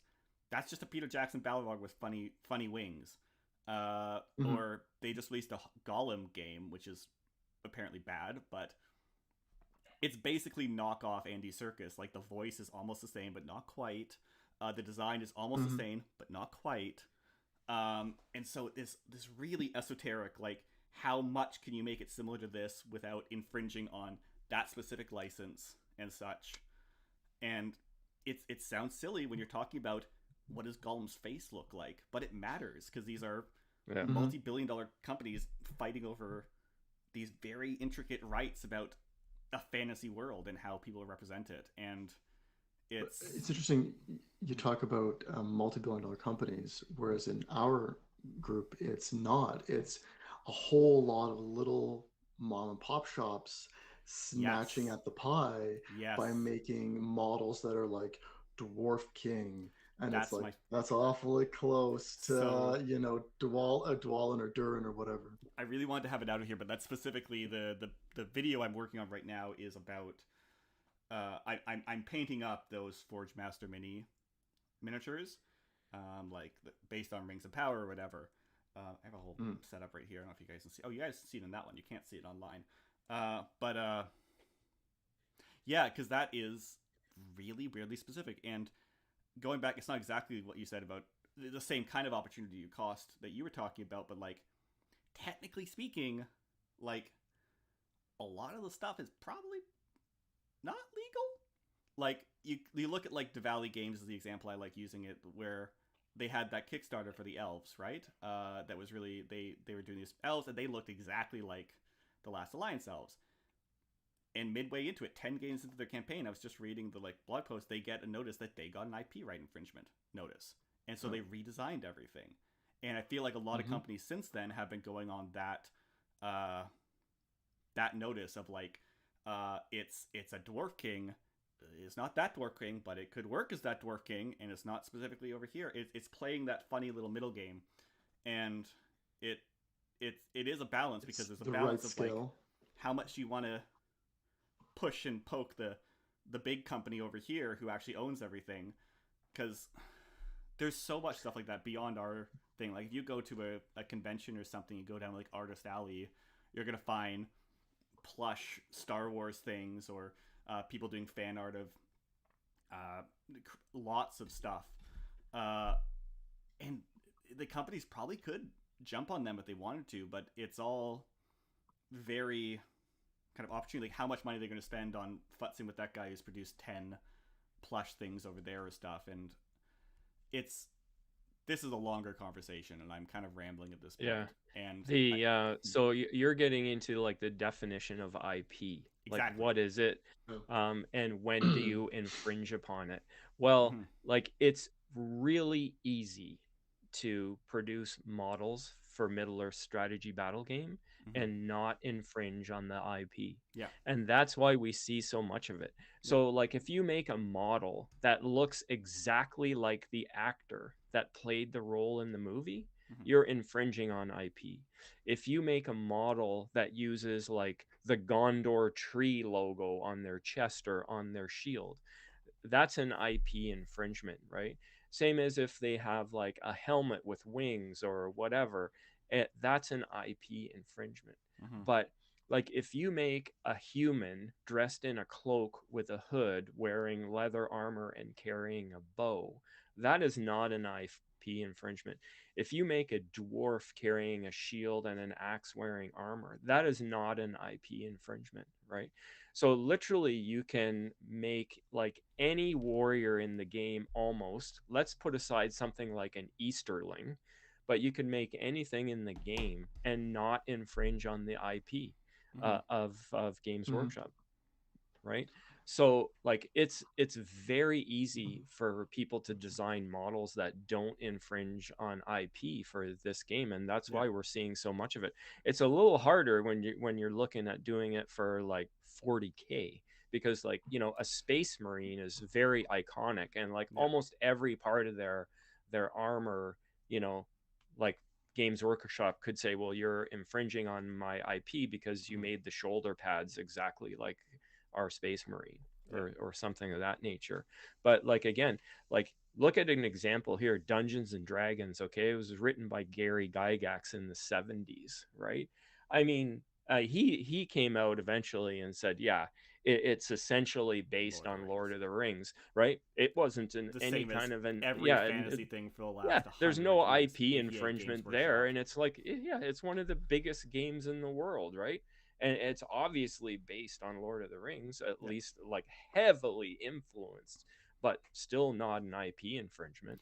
There was a great quote I remember hearing. I think it was again kind of a video game thing, with a guy reviewing some fantasy video game, and he made the comparison that, like, basically was saying, like, every fantasy writer for the last 100 years is basically playing in various little squares of Tolkien's backyard as he yells from his chair. Because that's the kind of the other thing I wanted to I was kind of addressing in that is, like, it's not just small companies doing that kind of stuff. Like, big companies do it too. Games Workshop is another example. Like, Dungeons and Dragons, like, their whole original fantasy line was basically just, they had a little bit of Lord of the Rings. Yeah, it's funny. It's orcs and elves, and they're basically like that. It's not something different. It's funny now that Games Workshop is such a big company that they're going after all these people and infringing on IP, when that's essentially how their company got started. Yeah. You know what I mean? And even the bigger companies do it too. Like, going back to Hasbro, like, especially with, like, related to, like, the Transformer movies, like, they produce the toys for them and stuff or whatever, and frequently they're actual cars. But if they don't get the license with Mustang to do that car at the point, well, you move a couple of lines here. It's not a horse so much as it is just a little bit of a blob at the front, and suddenly it's not a Mustang anymore. You don't have to pay for it, but it is clearly still a Mustang. And you play that kind of weird line. How much percentage of the thing? I was talking to Justin about this the other day about music, and it's the baseline he was saying for music is usually about, like, 60% relationship to the original thing is when they can start getting, like, coming after you for stuff. And I think that even gets going back to kind of the Spider-Man thing, like, when you start talking about, like, kind of goofy, for lack of a term, goofy stuff, like fantasy and Lord of the Rings and stuff like that, it gets even kind of weirder to kind of, like, quantify that in a way. And so it's very fluid, like you said. Again, except when you're talking about stuff like literal, like, actor licenses or specific sigils and stuff like that. I am going to pause for a second here, because we've once again bowled over Andrew, and he's clearly wanted to say something for a while. Nobody wants to hear from that guy anyway. Nobody. It's not like he has a better understanding of, like, law and stuff like that than probably either of us do. But So yeah, I think I'm taking a different perspective when I look at IP infringement and all that stuff. I get like perfect likenesses, like Don's talking about, absolutely IP infringement, and as a company you got to come down on that. But then nowadays we talk about ESG is a big thing in business, which is environmental, social, and governance, right? Okay. And it's your image, because we're going back to brand, right? Yes. And they have a lot of these companies coming out, these small mom and pops. Let's go back to MESBG real quick. Small mom and pops making these generic models that, quite frankly, are better than the dated models Games Workshop has in many ways. And they're better, they're cheaper. The quality of the cast probably isn't as good as what Games Workshop would do, but if I'm paying 50% off for a better quality model, I don't care. Or the material, like, plastic is objectively better than 3D printed resin. It's a whole lot more expensive to make, so but if it's a better mold, whatever. Exactly. And so from my perspective, it's like, when you come down hard on the companies that are showing likenesses, it ruins your brand, when you should be like, how can I beat you by producing a better model and being like, this is our model. Oh, you came up with dwarves, this really cool battle line, that's nice. Here's our new dwarven box set that rivals you, it beats yours in quality. Because Games Workshop, the quality of Games Workshop models is unbeatable. Like, it's unbeatable if they put their mind to it. Yeah. So to me, it's like, people are picking at the edges of your company, and instead of, like, stamping them down with the big legal arm, why don't you just beat them at your game, which you're the best at, and invest in those warrior models, and really update your line. I mean, maybe they have in some ways, we just haven't seen it because of the whole the licensing thing. Yeah. But, like, this is an opportunity for them to come out and say, look, we're redoing all of the warrior sculpts, and like before with the Perry sculpts, where they actually were sculpting. There's no such thing as sculpting anymore. It's, you're now just model designers, right, on CAD and whatnot. It's really, like, savable assets is a thing. Like, I could design a hero with really cool pauldrons that are unique, but they're layers, right? I take 2 layers off and now have the generic warrior pauldron. So like designing a hero, I can easily scale that back to a regular warrior very quickly without needing to do a lot of rework to this, right? And so there's an opportunity here, which they may be doing, I don't know, where I create a Glorfindel, I have the entire Elven warrior line done right there, right? And so for me, it's like beat them at their own game. Don't stomp them down, because your image and brand is everything. And I'm happy to pay big dollars from Games Workshop to get the best models in the game. Nice. Oh yeah, That nice. the lines, it's done. The whole high elf line is done. They've done this model Yeah. in Yeah. CAD already. It's done. Yeah, it's already done, exactly. And just do the work, get it out there. It's a lot easier because, like, I don't think that model probably took a month tops, like not even a month tops to Look do. at how fast. And Obviously, it's individual productions and stuff, and in terms of for Games Workshop, the design isn't the end of it, because we talked about it already. Like, they probably had to get approval from various different levels of the company itself, and then also whoever is approving whatever on the Lord of the Rings side. But like, going back to looking at the kind of, I'll just keep calling them mom and pops. I like to use the term. It's not an accurate term at all, but it's the term that like Transformer fandom and other people use for these kinds of like companies making unlicensed stuff for the game, where they use the term third parties. It's completely wrong, but it's the popular term, because they're specifically not third party companies, but no, let's use them. Third party companies, because it's the terminology I always hear. How many models does MESBG produce a month? He has a whole line of them every month and stuff. Same with Diwali, KZK, Print. What is the Print goes ever on and on. All these things, they produce dozens of sculpts a month. But I think it's also part of that is using the reuse of assets to a degree, because like you said, that's the real. And they were doing this in the original thing. Like, I love seeing pictures of the old green stuff sculpts for like the original models, like Paris and stuff are doing, because they're not always all green stuff. And you see that in the miniature line, where like it's very clearly this guy has the same torso as that one, but they changed out the arms before they made the mold, right? They ripped the arms off and they sculpted new arms on, so they're basically conversions that have then become official models. And it's so much easier to do with the digital stuff. There's I kind of keep talking about other people and other things, like I've really been enjoying the painting phase, because they've gotten a lot of really interesting people on. Have you guys watched that podcast at all, or show? no. It's the company that the YouTube channel that Peachy from Warhammer like went to afterwards, and they've been doing these kind of talking head things where they've talked a lot about his experience at Games Workshop, and they've also had a whole lot of other people come on who also worked at Games Workshop, and one of them was it was one of the original model makers back in like the Rogue Trader Games at Games Workshop. I can't remember his name. Don Abbott? No, that's your Don. Is it Ali Morrison or Jess Goodwin? Jess Goodwin. It's Jess guy. Goodwin. Yeah, that's exactly who it is. And he actually, he has a 3D model line now, and so he taught himself to do the 3D modeling inside. And he talks a lot about the fact that he's kind of built up his own personal little library of bits, and some he produces stuff, but like if he makes, he mainly does sci-fi, but if he makes a laser gun, he's not resculpting that laser gun every time, or if he has a laser gun in a hand, he's not resculpting the hand and the laser gun every time. So yeah, it's reposing the thing. And obviously and this is where you start seeing like the quality of sculpt. It's like, how much time do you, after you've reposed and used all these assets, how do you make it not look like that's just what you did? That's where you get into kind of more artistic and creative side of it. But like, that's still a huge amount of the production.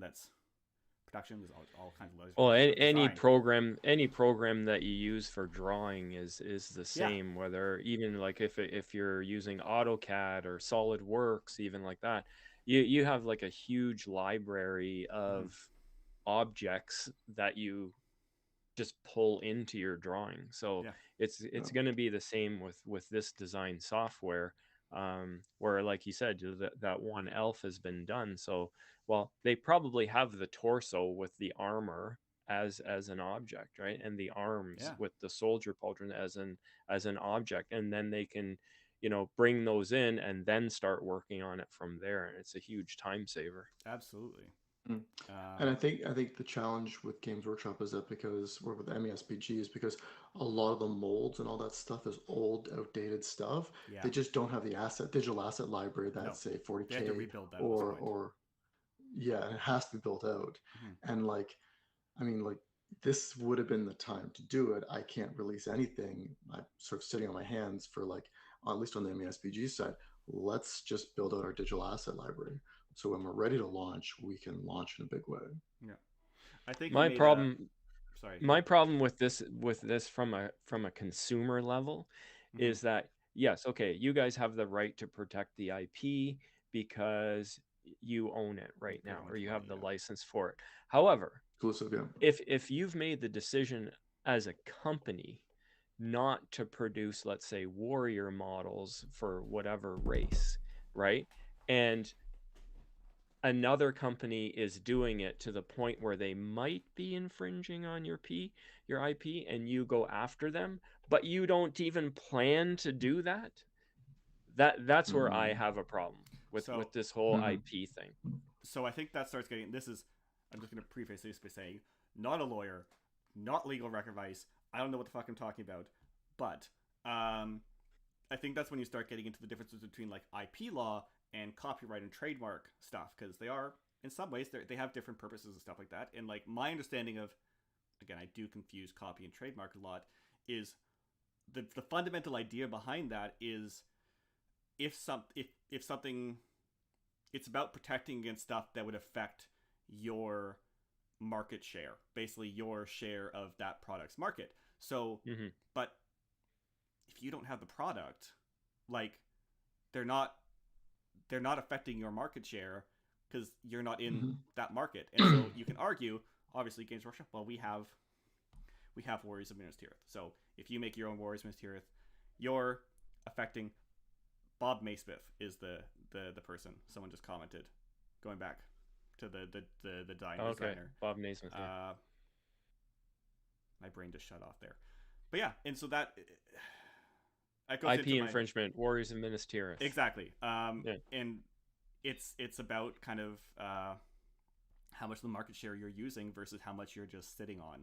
And the other thing that you kind of made this comment in the podcast, Andrew, as big boy investors who have bought the license and expecting a return, if you ain't doing shit, like you're not giving them money or whatever, depending on how the license works. I don't know if it's a flat fee or if it's a per item thing. Like I don't know how that works, and it probably depends, and probably a combination. Flat fee generally. So that's right. It's a per model. It's a per model generally percentage. Okay. Yeah. Is there? Yeah. Anyway, so like they're gonna want to, if other people are filling this gap in the market, because that's going back to like one of the other things I kind of going back to like people's responsibility to know about this or not know about this. I don't kind of show my conclusion. I don't think the average consumer should be responsible to know this, but I think if you are going to be talking about it or coming to conclusions, it is worthwhile knowing about it. So there's a great example. I also feel like this is a semi-infamous post on the GBHL where after that Warhammer Fest reveal, someone said they had a picture of that stupid diorama. It's not bad, but it's in the context of everything else, it's kind of infuriating. And saying like, this is because all of you supported those other companies and not Games Workshop. Oh yeah, and that's like BS. Fuck off, it has nothing. Really. It has nothing to do with it. And if you really want to go back to like pure economics, like like that's basically treating as a monopoly is the only version of this. Whereas what this should be is basically all these other companies are coming in to fill in this thing. So by again supply demand kind of, the idea is that competition is supposed to raise everything up, right? So Games Workshop having the most assets, having the actual license, they should be responding to this by producing more. And in Yeah, some ways they are. like the example is like, you know, unreleased miniatures is called unreleased miniatures for a reason. Mm-hmm. Yeah. They're actually another great I example personally, of that. Yeah. Yeah.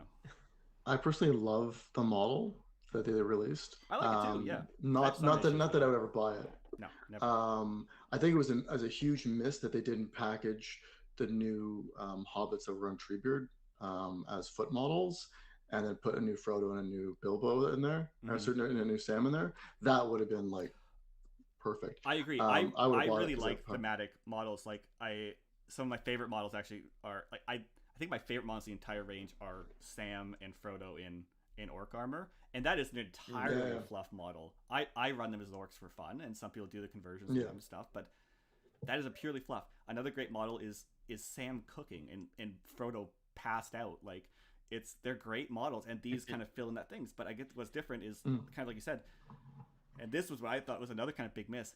The from what it looks like, the hobbits are all one piece.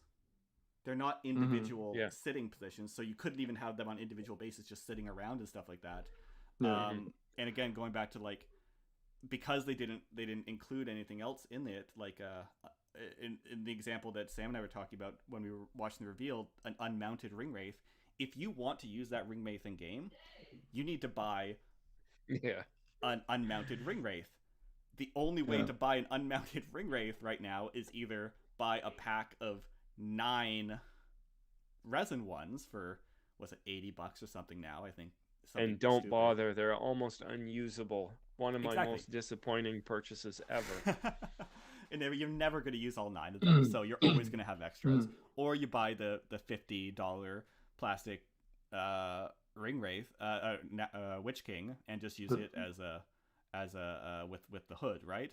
But still, like that means that to justify this as a gaming piece, you have to buy an additional $50+ of goods on top of this already expensive piece, right?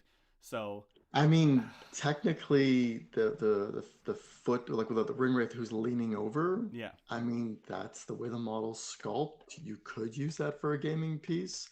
It's not really for advantage because line of sight's needed for casting spells. So I mean, you can't see anybody because you're literally staring at people's feet. I mean, besides the point. One of the reasons why I love the model is I love the symbolism of the model.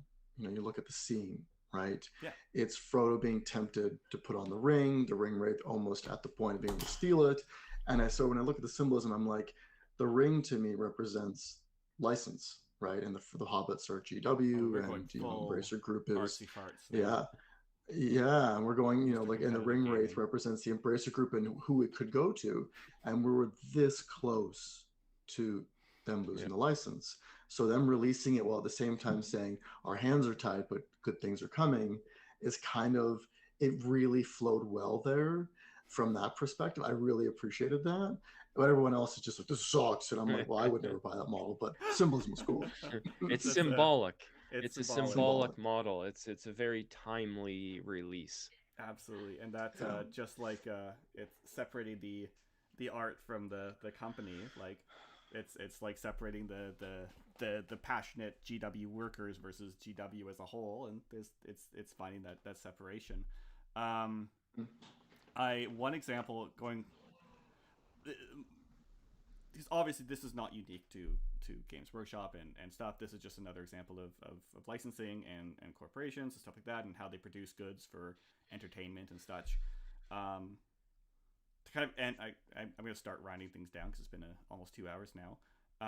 But one of my favorite examples of kind of licensings and stuff. How much do you guys know about the Fantastic Four? A little bit, but not much. So there was obviously there was a series of movies for them in the 2000s, but there was an older one made in the 90s. It's super cheap, super low budget, and it's terrible. It's truly an awful movie, and but the story behind that movie is like almost more interesting because basically, it was made by a director called Roger Corman, or he was a producer on it, and he's famous for making budget movies, basically with no budget, like super cheesy B movies for no money. And the people owning the license to make the Fantastic Four movies, part of what was built into that and a lot of other entertainment-based licensing is you have to do shit with it, or you forfeit the license. And so they were coming up to that for the Fantastic Four. Around that time, if you look at stuff in the last kind of 10 years before that, like Superman and Batman and some other stuff was starting to, so there was, you see the writing on the wall, superheroes might be a big thing. Turns out they were kind of a big thing for movies. So yeah, you don't want to be the one responsible for losing that license. And so what you do is you hire the cheapest director you can, just enough actors to make it. You make a movie to say you made it, and you don't even have to release it. That movie was never officially released, but they did enough to show that they were using the license in order to keep it.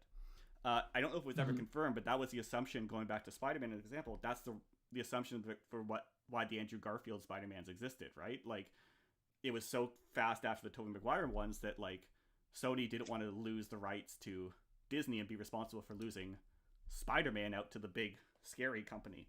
Not that Sony isn't a big, scary company, too.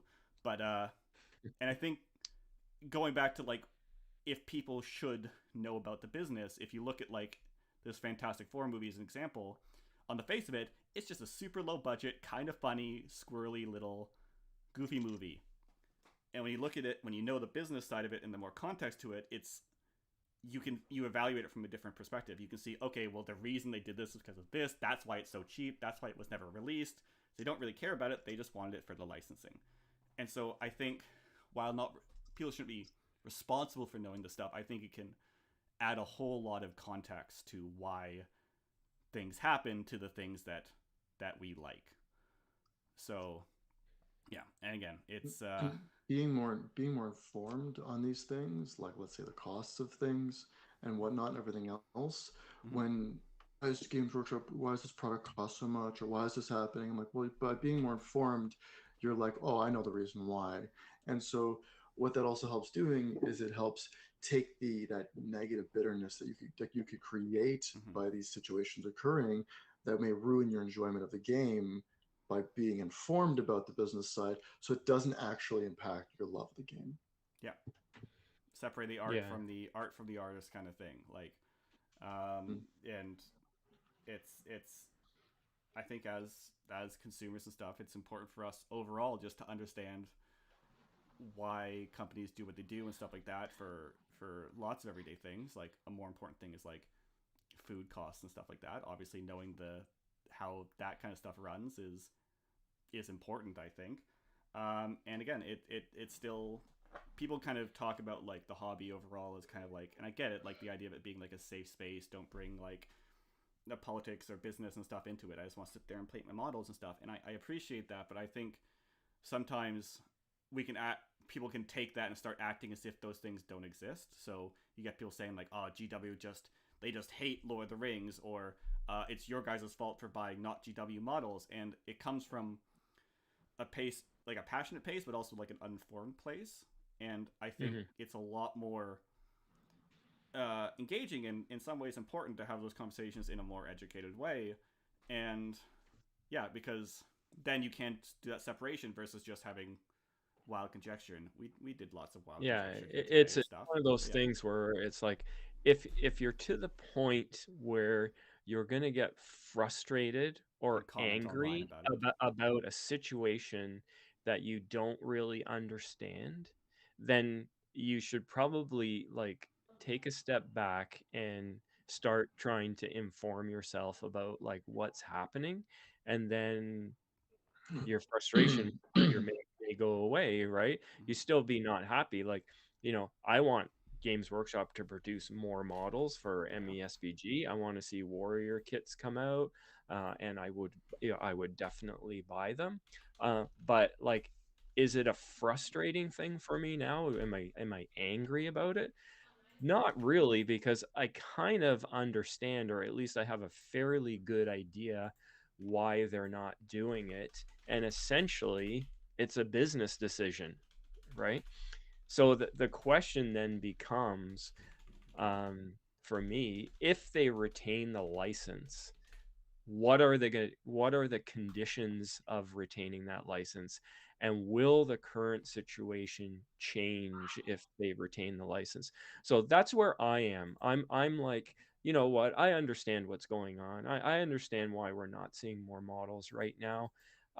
But if Games Workshop retains the license, if Embracer Group gives it to them again, I don't want to go back to where we were a year ago, right? Even Like, 3 years ago.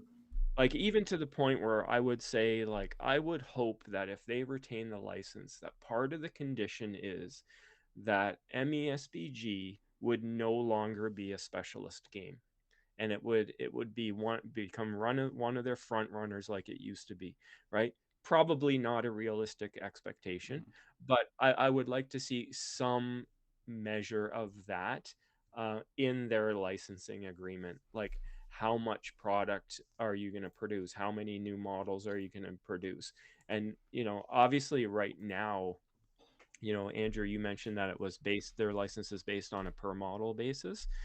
But like, what are the conditions in the contract about how much new material is produced, how many new designs are released, how much product is sold? Yeah. So like, I hope that becomes part of the license if it isn't already. Mm-hmm. I think I hope it so. can be part of it Go ahead. too.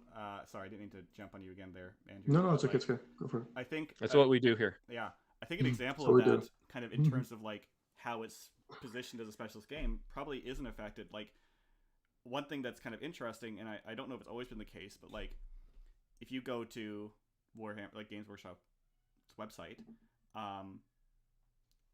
Middle Earth has its own tab. For Blood Bowl doesn't have its own tab. Mm-hmm. The Old World, obviously it's not out yet, but it doesn't have its own tab. It's gonna be a specialist. Necromunda doesn't. That's a huge game for them, and I wouldn't be surprised. And I don't know if you guys have a better. I think you guys were more consistently in the hobby than I was, because I came and went a bit a little bit. I think it's always been there in some capacity. I think they've always had the Middle Earth as like a tab there, right? Do you know if it ever went away? No, I don't think. I think it's always No. been there, as Well, far as I recall. That might be part of their Get- licensing. Like, it's clearly at some point it's been smaller than Necromunda or Blood Bowl and something, but maybe that's they have to advertise or something. I think when you start looking for stuff like that, you can think about like, well, these licenses are so esoteric and detailed. Like, they probably have speculations like that of how you have to advertise it, how you have to show it. Yeah.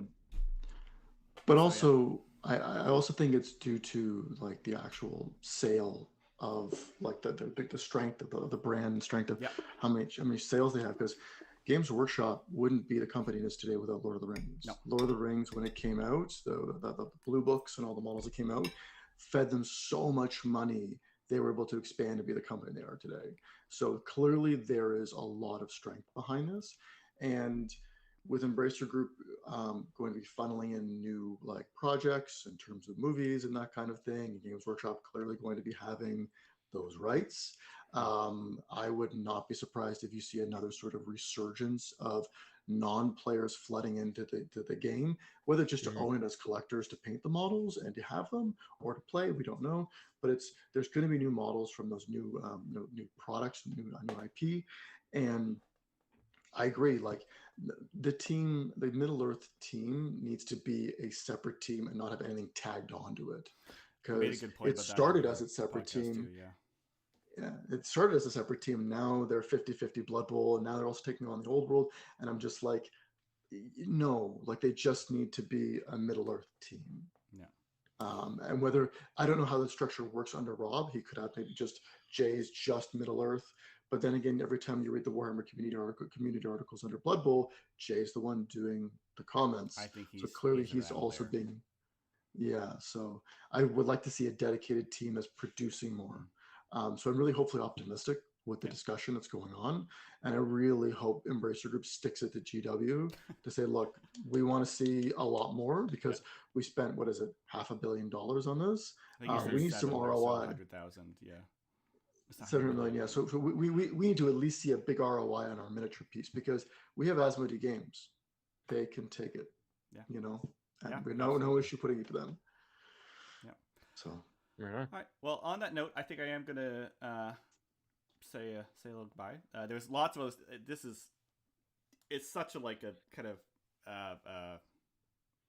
slippery slope of kind of conversation. There's so much that goes into it. I think that's fundamentally the point. Is this like these situations? They're always more complicated than they think. It's always more. There's more than just the surface level stuff, and I think that it's worthwhile, if not required, for people to at least engage with that conversation in a more interesting way, in a more thoughtful way, to understand how and why your stuff gets produced the way it does. And it goes beyond this, and we were talking about more in terms of just purely production and stuff like that. Like you can also, once you start looking into that, you start looking into like, well, okay, they're producing this stuff, how are they treating their workers, how are they doing this kind of stuff? And it gets a lot deeper than that stuff, in terms of like reminding ourselves that like these things we like are all made by businesses who at the end of the day are looking for that return on investment. They're looking for that money and the stuff. And it's not just, as much as it's like to be, it's pushed that way by a lot of kind of GBHL people, especially people who are in it older, the idea that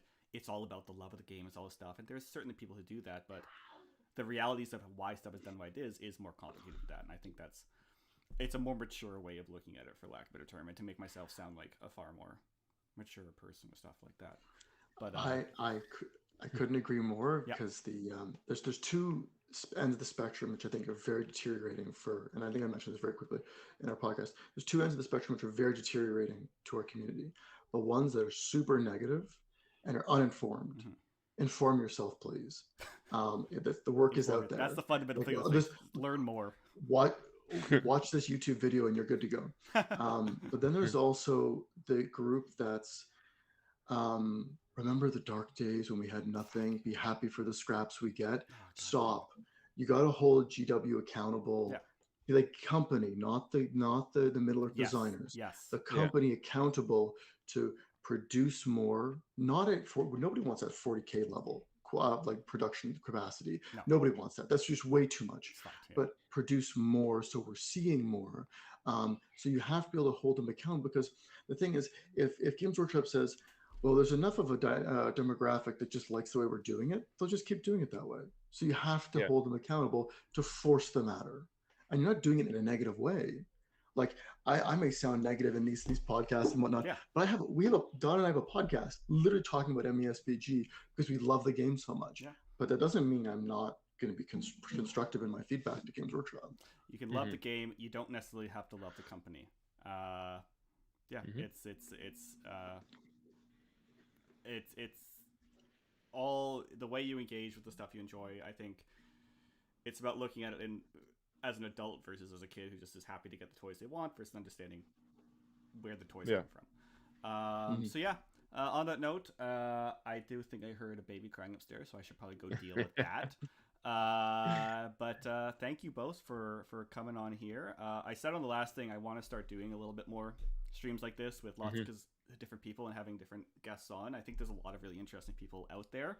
Talking about production, I think a really interesting person I want to talk to is, again, specifically Andrew at MESBG Miniatures, because one thing he's done that's really interesting, I don't know if you've been following him, he's moving into metal production now. Which is fascinating to me. He's got a whole little setup in his start, and the idea of going from this super modern version of producing miniatures back into like literally spinning his own molds is fascinating to me. So I'd like to talk about that. There's other YouTube people I'd like to talk about, and other people, and another interesting person is Albert of Microforge, who actually just commented here when we were talking about packaging. He's saying that was, he just bought a whole bunch of stuff of packaging for his Kickstarter, and he said that was stupid expensive. So it's again understanding the business and the other elements of it. So I'm hoping to do this maybe once a month or so like that, and maybe have you guys on again too. It'll be super interesting. But in the meantime, I have a link to your Podbean. I don't know where specifically you guys upload your stuff, but I've got a link to the Podbean in the description for your podcast and stuff. You should definitely go listen to that. Especially, again, they're all great, but I think that discussion you guys, to go back to it, had a real... we touched about it a little bit on our reaction stream, but like you guys went into it a lot more in depth there, and we talked a bit more here, but there's still always more to talk about with that. And in the meantime, though, I will let you guys well, I guess on with your day, not back onto it because the day hadn't really started when we started talking here. But Yeah, it's 9 a.m. it's Perfect 9 a.m. timing. There you are. Yeah. Exactly. Thank you guys so much, and Oh, thanks for Thank you having for us. having It was us. it was a lot of fun. that was fun. Plus, I Yeah. got to see Andrew. This guy's hard to get a hold of, you know. You're welcome. I dragging people There you go. together. And you're the first people that we've first I guess group we've come into an interview with. This has been fantastic. We love it. Yeah, Yeah, I talked awesome. to I did one like a year ago or so with Charles with the Heroic Highlights with his podcast where we talked about the hobby side right of on. things. Yeah. There's so many people in this stream beyond in this kind of field that I think it's fun to talk more about and with people. So Yeah. on that note, Awesome. have a good day, everyone. Thank you, and yeah, have a good weekend. Thanks a lot. Bye.